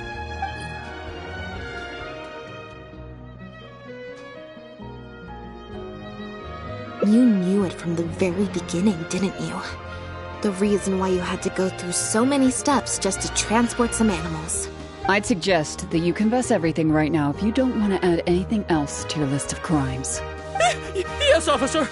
I would order wooden barrels and flotation devices according to his instructions, and then load the sleeping animals onto a boat. Once I sailed to the location he provided, I would dump everything together into the sea. And a few days after that, I'd come by again in my boat and pick up the animals sleeping in the barrels. Once I had received enough of them, I'd bring them to the harbor to be adopted abroad. That guy, Pierre, he was running the entire show. He set up all the meeting times and found all the foreign adopters. Oh, and he even supplied all of the goods, too. I just did the transport. He was the one who planned out and executed everything else. Look, I don't know, okay? I've never ever met him in person. We've only ever communicated through letters. And when did he send his final letter to you? Just last night. He said that the Marechaussee Phantom is now after him, so he's planning to go into hiding for some time. He didn't mention where he's thinking about going, though, but he did tell me to look out for the guards. It's been a few days since Pierre's last appearance. I'd wager that he sent that letter after he found his hiding spot. I burned them. It was on his orders. I had to burn every letter after reading them. I wasn't even allowed to share them with the rest of the society employees. Sure sounds like you're trying to use the lack of witnesses or evidence to pin the blame on Pierre. No, I swear, this time I'm only telling you the truth. Well, we can check the truth of your statements at the Opera House. I hope you know what'll be coming for you if I were to find any discrepancy between the evidence and the testimony you just gave. I know. I swear I was just telling the truth. My thanks to you both. Had it not been for you, I really don't know what would have happened to this case. Bonnie helped, too. That's true. It was all thanks to her that Bernard was finally exposed.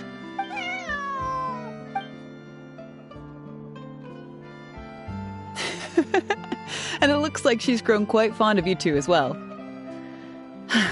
Then I'll leave you be. Just let me know if you find any other new leads.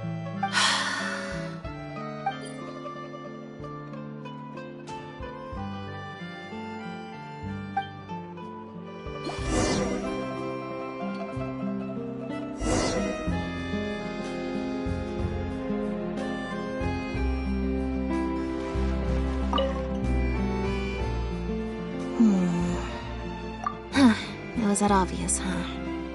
Well, even though it didn't feel like Bernard was lying, after talking to him, I'm getting an even stronger sense that something's not quite right.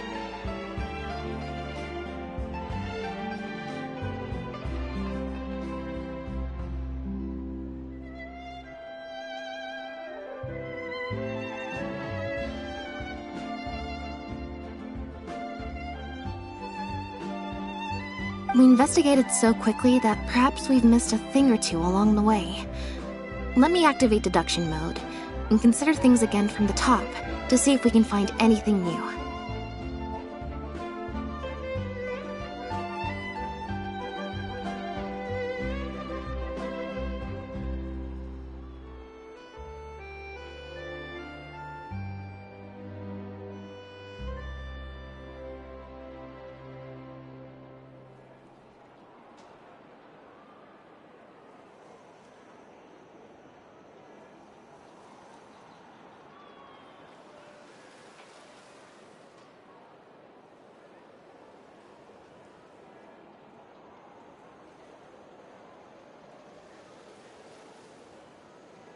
Is there still anything unresolved or strange that we should try to consider?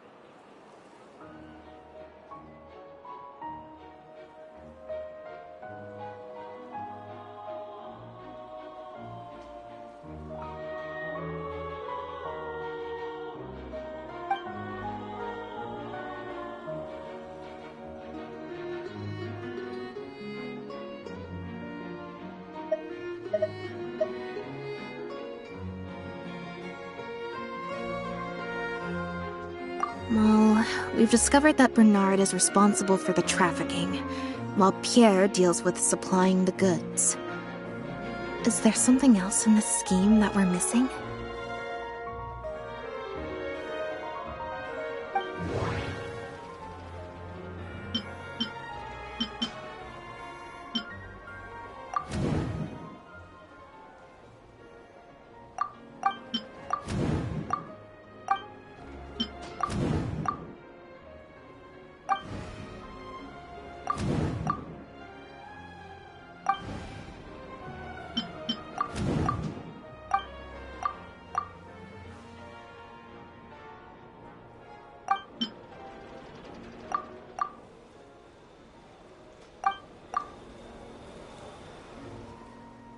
There's no need to rush.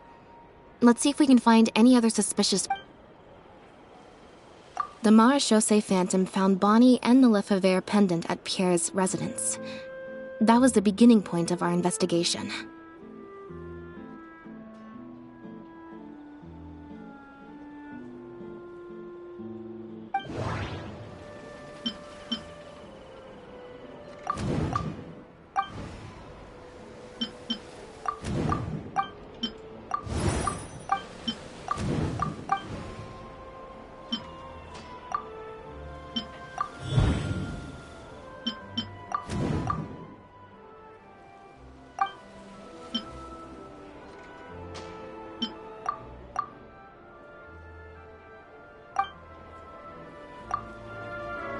Why would he leave such an obvious trail for us to follow when he took so much care to not leave any traces of imitation synth in his home?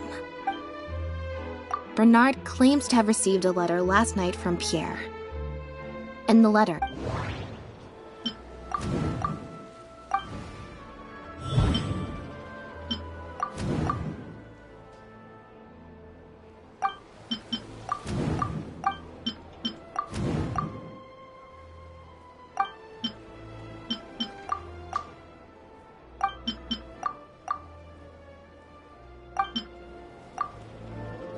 if Bonnie had imitation synth in her body, then she was a liability that had to be recovered at all costs. But if she wasn't carrying anything, then it would have made sense to tell Bernard not to worry. And thinking about it, Bernard only attracted our attention in the first place because he came to look for Bonnie. Could it be that the person who wrote the letter also knew nothing about Bonnie's whereabouts? Or they had a separate goal entirely?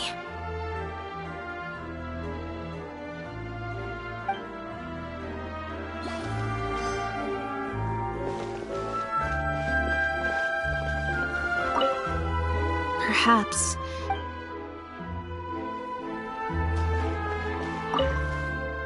Now behave, and follow me to the interrogation room. Ow! That hurt. Ow!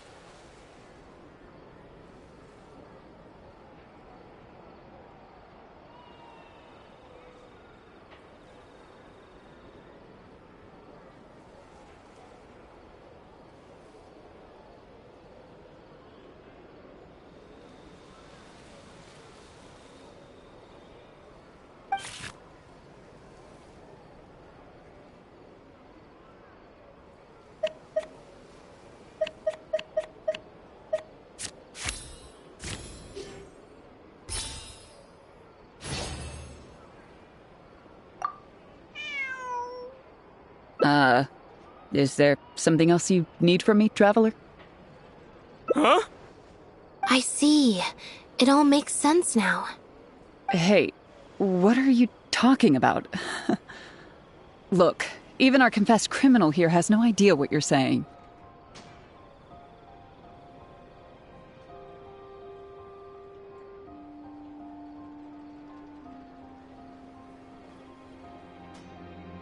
Because he has been kept in the dark all along. And I assume it's the same with Pierre.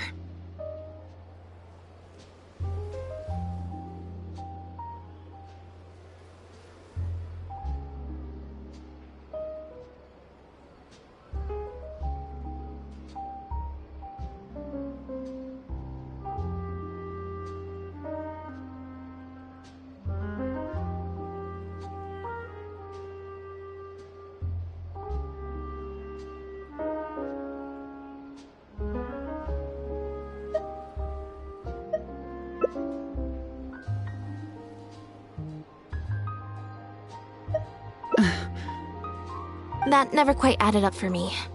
Why did Pierre feel compelled to return to his home with Bonnie and Dependent and make them so easy to find for the Marechaussee Phantom? Both of these things are in stark contrast to his usual meticulous and vigilant behavior. There's only one reasonable explanation. He was following orders, just like Bernard. He probably received the following instructions right before the Phantom came knocking on his door. Bring the cat and the pendant, and our undercover agent will be sure to help you. Unbeknownst to him, however, the third person who wrote that letter to him had long decided to sacrifice him and Bernard to save themselves. What? You can't be serious. There was a third person involved? If you focus only on Bernard's testimony, it's easy to believe that only Bernard and Pierre were working together. The case appeared extremely simple. Bernard did the trafficking, Pierre the imitation synth production, drugging, and stuffing.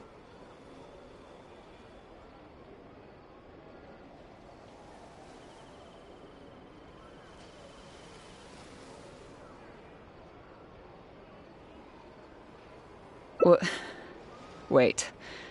But that doesn't make any sense. If that's the actual truth, then as soon as Pierre is caught, he'll explain his side of the story and the third person will...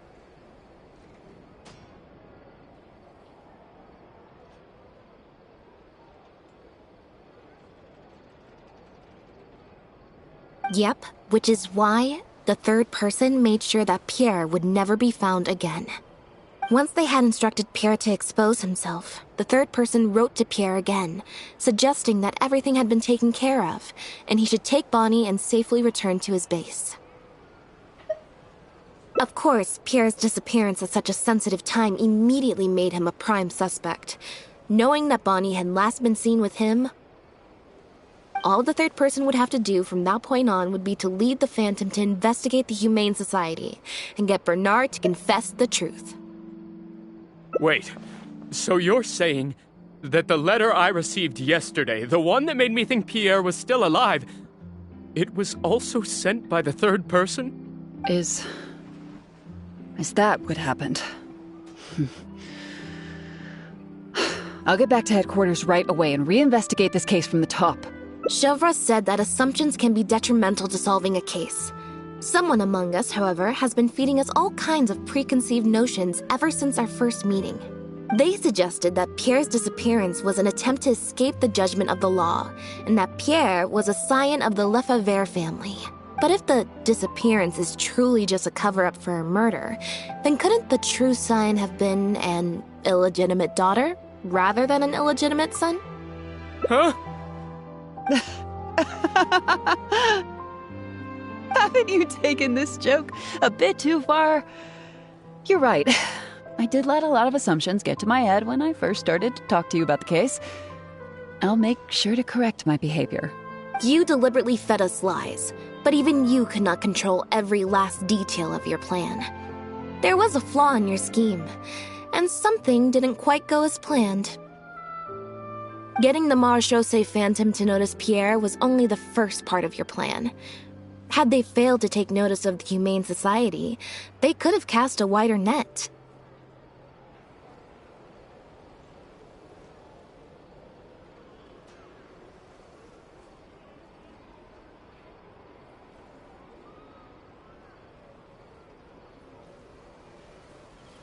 And you couldn't predict what they might possibly find, if given enough time. This, of course, was the main weakness of your plan. As someone accustomed to acting from behind the scenes, you didn't want to take the risk of personally proposing a raid on the Humane Society. So, you thought about pulling a few more strings, so all of the suspicion would point towards Bernard and his society. Once the Phantom expanded their search, it would only be a matter of time before they found Pierre's base. If a cat last seen with the suspect turned up dead at the imitation synth base, it wouldn't be long until the Phantom would figure out exactly how she had been mistreated and turn their eyes towards the one organization that has been sending boatloads of animals out of Fontaine. It was probably during your ambush of Pierre. You didn't even have the time to check if she had already been stuffed full of imitation synth.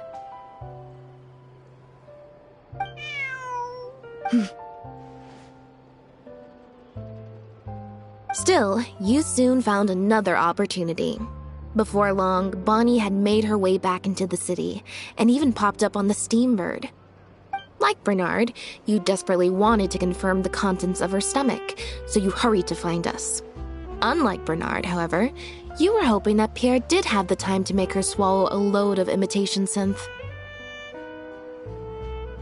While investigating the suspect's cat, we unexpectedly discovered that the suspect has been smuggling imitation synth using living animals as intermediaries. That was your plan, in any case. With that, you'd have been able to lead the investigation towards the Humane Society.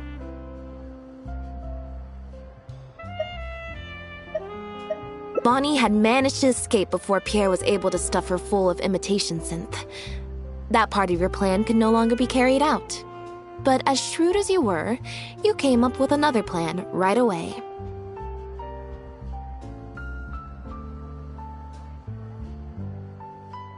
You manipulated the Traveler and I to help you identify Bernard as a key suspect.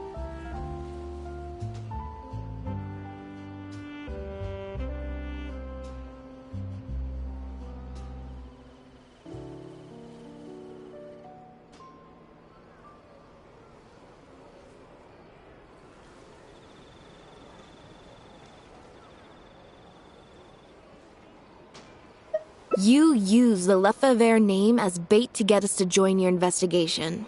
With 2 extra bodies around, the Special Patrol is sure to soon take note of the strange event of Bernard somehow having a reason to look for Pierre's cat. So, what you're saying is, I went to all that trouble just for the chance that you might put forth the suggestion that would lead you down the wrong path. Of course, you did far more than that. Just now at Lumiduce Harbor, were you not the person who highlighted the suspicious activities of the Society? Ugh. You even highlighted the Society's activities during your compilation of the logs, so they'd be immediately visible to anyone examining the records. Moreover, the logs contained no records of the Port Authority's activities. In other words, your activities. And what are you trying to suggest with that?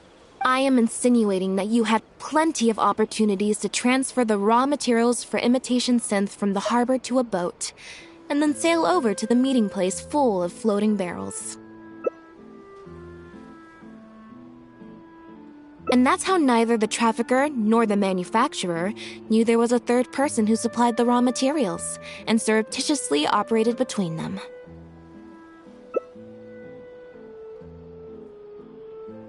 Pierre manufactured imitation synth using the raw materials you provided, stuffed the animals, and placed the animals back into the barrels. Having received the green light from you as Pierre, Bernard then retrieved his animals and shipped them out of Fontaine once he had received enough for a full batch. This is the truth behind your smuggling ring. I can't believe it. I never put 2 and 2 together. You've sure got an extremely lively imagination. So what do you think she's going to say next? Ever thought about a career in writing crime novels, huh? It appears that it's quite easy to predict what you'll think or say. Then if we apply that to this case, we can also think of a few places to look for incriminating evidence. You know very well that this case will not end until Pierre is found. So you will have him commit suicide out of fear and shame to end the investigation for good. That way, you can also pin the blame for the overseas smuggling activities, the theft of the harbor's confiscated raw materials, and even the Lefebvre name on him.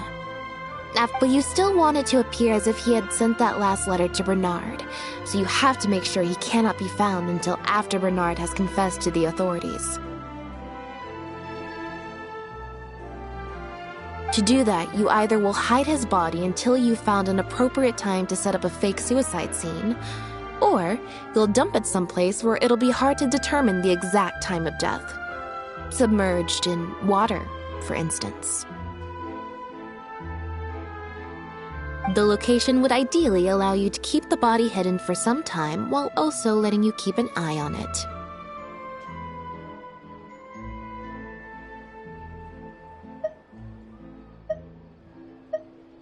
There are only so many options to hide a person's time of death, after all. As long as the Phantom investigates each of the possibilities in turn, they'll surely find Pierre's remains. Especially since, as the prime suspect who will now be taken into custody, you will no longer have the time to move him or set up a fake suicide scene to cover up the murder. How absurd. And on what grounds will you order my arrest? Don't think for a second that your spouts of nonsense will amount to any kind of real argument. After all, I'm... Elodie Lefebvre! As the captain of the Special Security and Surveillance Patrol, I hereby declare you as a suspect in the case. If you have any objections, you may raise them later during interrogation. That's right. We received a message from Lumideus Harbor that you were going to investigate the Humane Society.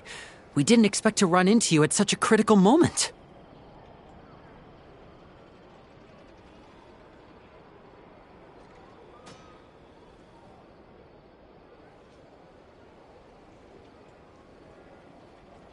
While at the harbor, we noticed something else extremely interesting. Apparently, you often used all kinds of excuses to swap your shifts. And if one were to match the times of your shifts to the activities of the Humane Society and those of certain foreign ships, they'd find them to be an exact match. That's just a coincidence. Yes, I'm sure you have already thought of a dozen different ways to explain away the suspicious activities. But as far as evidence goes, that should be enough to warrant taking you into custody. Don't worry. If it turns out that the guards are still unable to find any evidence after all this, Lynette and I will do everything in our power to clear your name. Although judging by her reaction, I assume no follow-up from us will be needed. The Lefebvres were infamous for using disguise and infiltration to achieve their goals. Who would have thought that they would have planted someone within the guards? Judging from the timeline, they likely arranged for you to enter the guards before the fall of the clan. But they probably didn't expect you to turn it to your advantage and use your job to save yourself during the purge. Not only that, but you actively participated in the interrogation, arrest, and judgment of the Lefebvres during their fall, thus clearing yourself of suspicion. You brutally and cruelly abandoned your allies as soon as they outlived their usefulness, just like a lizard cutting off its own tail in order to live. You've been doing this for years. So you played me like a fool after all? Ah!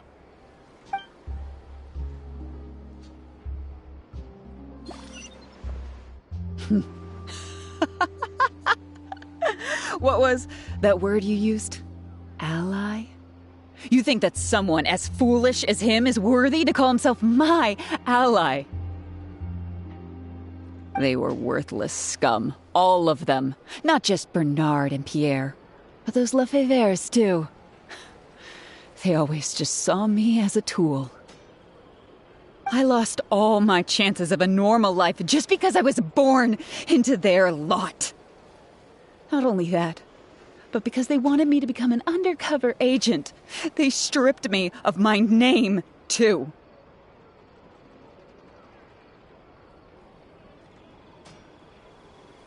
I had to live in constant fear of them while they were alive. And even once they were gone, I had to continue to bury my heritage and my name. Always worrying that their enemies would come knocking at the door. Do you know anything about what I've been through over all these years? My life as the last Lefebvre?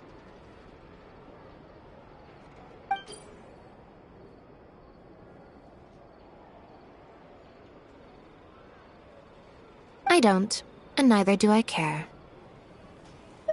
Are you for real? Aren't you a Lefebvre victim too?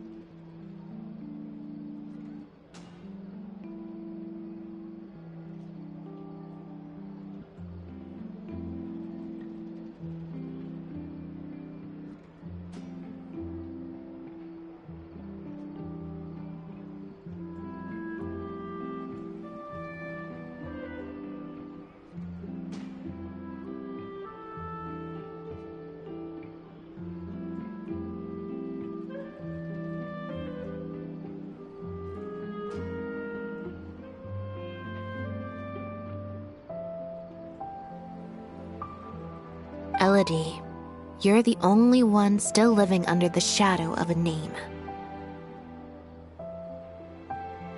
That's enough. Keep your hands where I can see them and do not resist arrest. If you have more to say, save it for the interrogation room.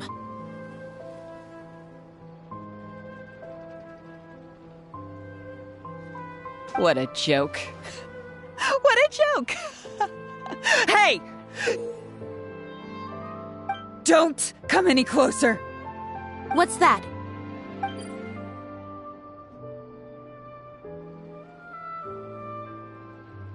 Know what this is? I've secretly planted loads of explosives in the Humane Society. Just one step closer and... whether they're cats, dogs, or just unlucky human employees, they'll all be blown up into smithereens. Surely, you bunch of goody two-shoes won't let that happen, right?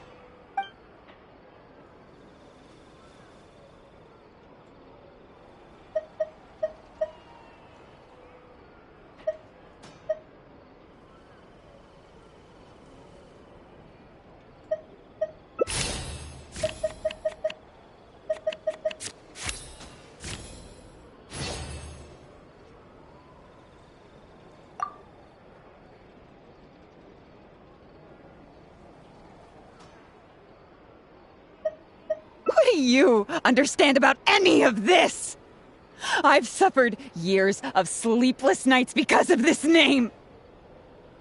I was sure that the moment I closed my eyes, someone seeking vengeance would descend upon me, calling for my blood.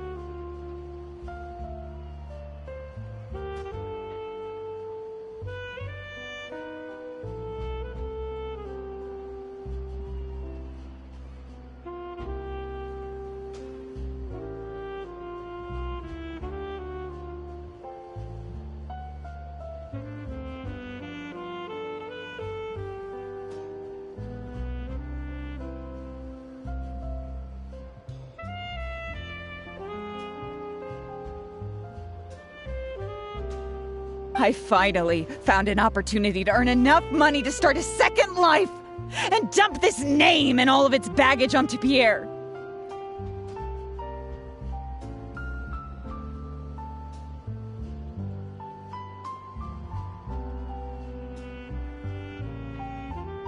And you just had to go and ruin all of it!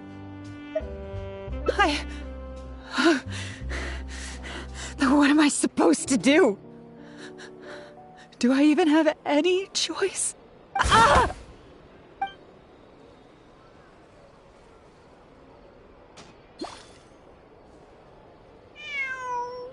Phew. So I was right after all. It's easier to deal with the person causing the problem than the problem itself. This is it. Looks like it's just a toy.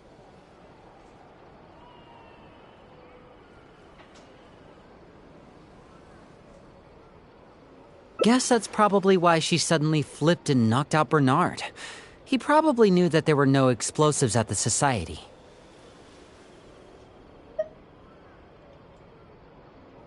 Well, given that she never even showed her face to Bernard and Pierre, I had my doubts that she'd have gone to the Society in person to plant explosives. Thank you for your help, everyone. I'll take them back for thorough questioning, and find someone better to take over the Humane Society. I might need a few statements from everybody. Would you be able to come with me? If statements are all you need, can Lenny provide them on my behalf? I still need to go back and explain some things to the crew. I also had an appointment with the Traveler before we got interrupted.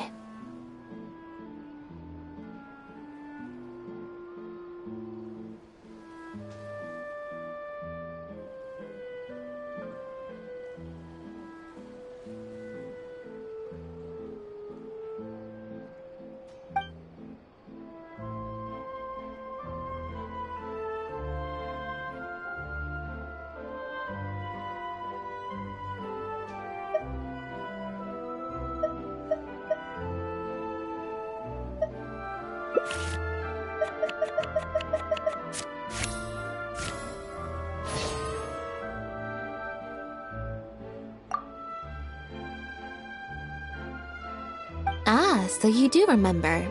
Yes, I invited you to come over to our place. Once I'm done talking with the troupe, I'll make a nice cup of tea and bring Bonnie to wait for you outside of my door.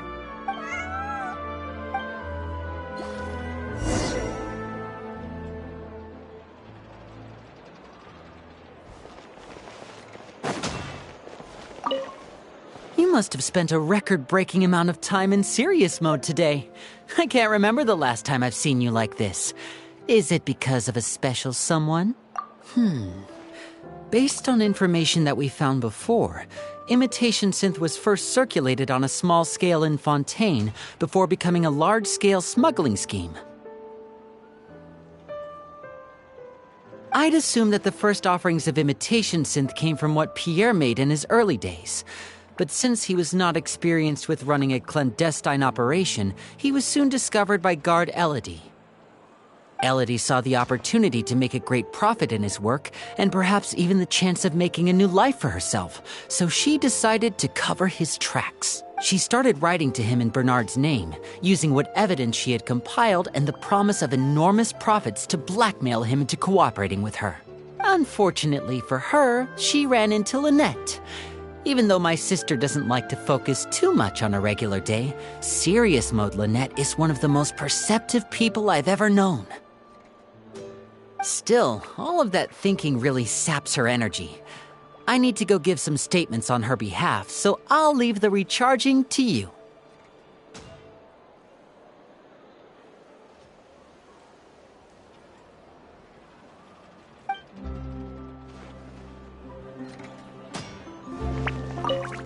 You can leave the rest of this to me.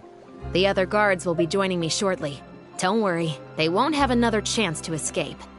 The harbor would usually just seize them for some time while the customs paperwork is filled out and approved. If approved, they'd be let through. And if not, they'd be returned to sender. Elodie probably used her position to replace a portion of the shipment with something else before sending the whole shipment back to sender. Given that the foreign merchants who sent in the shipments were probably working with her in the first place, they likely just never reported the difference in what they sent and what they received. We will, of course, continue to investigate the rest of the details of this case. Now that we've caught Elodie, figuring out the whole scheme should just be a matter of time.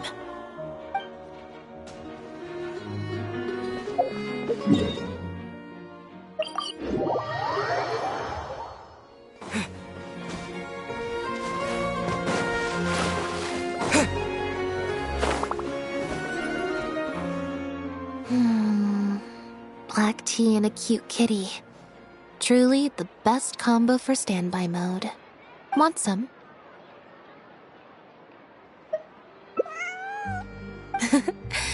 I see she's already starting to snuggle up to you. Not at all. Information is indeed very important, but if you were to try to collect every piece of information you come across, your efficiency would actually decrease. Plus, if you just think about it, what sounds more fun? Writing a statement or enjoying a tea party? Great answer. That'd be my pick too. Had we not run into that case, we could have spent the entire day like this. But now I'm running low on both time and energy. You're right. I can sense it. I'm recharging very quickly at the moment. Something about her rubbed me the wrong way since the very beginning. But to be more precise, it was probably around the time when I saw Bonnie try to get away from her. Elodie tried to get close, but Bonnie deliberately dodged her. Maybe Bonnie had tried to evade her before at Pierre's base. Or perhaps Bonnie just instinctively knew that she wasn't a good person. Not everyone who likes cats is a good person. But if cats like you, you're probably alright. Humans tend to overthink things, but cats rely on their instincts, and they're pretty sharp. I mean, just look at Bonnie. She took a liking to you the moment you met.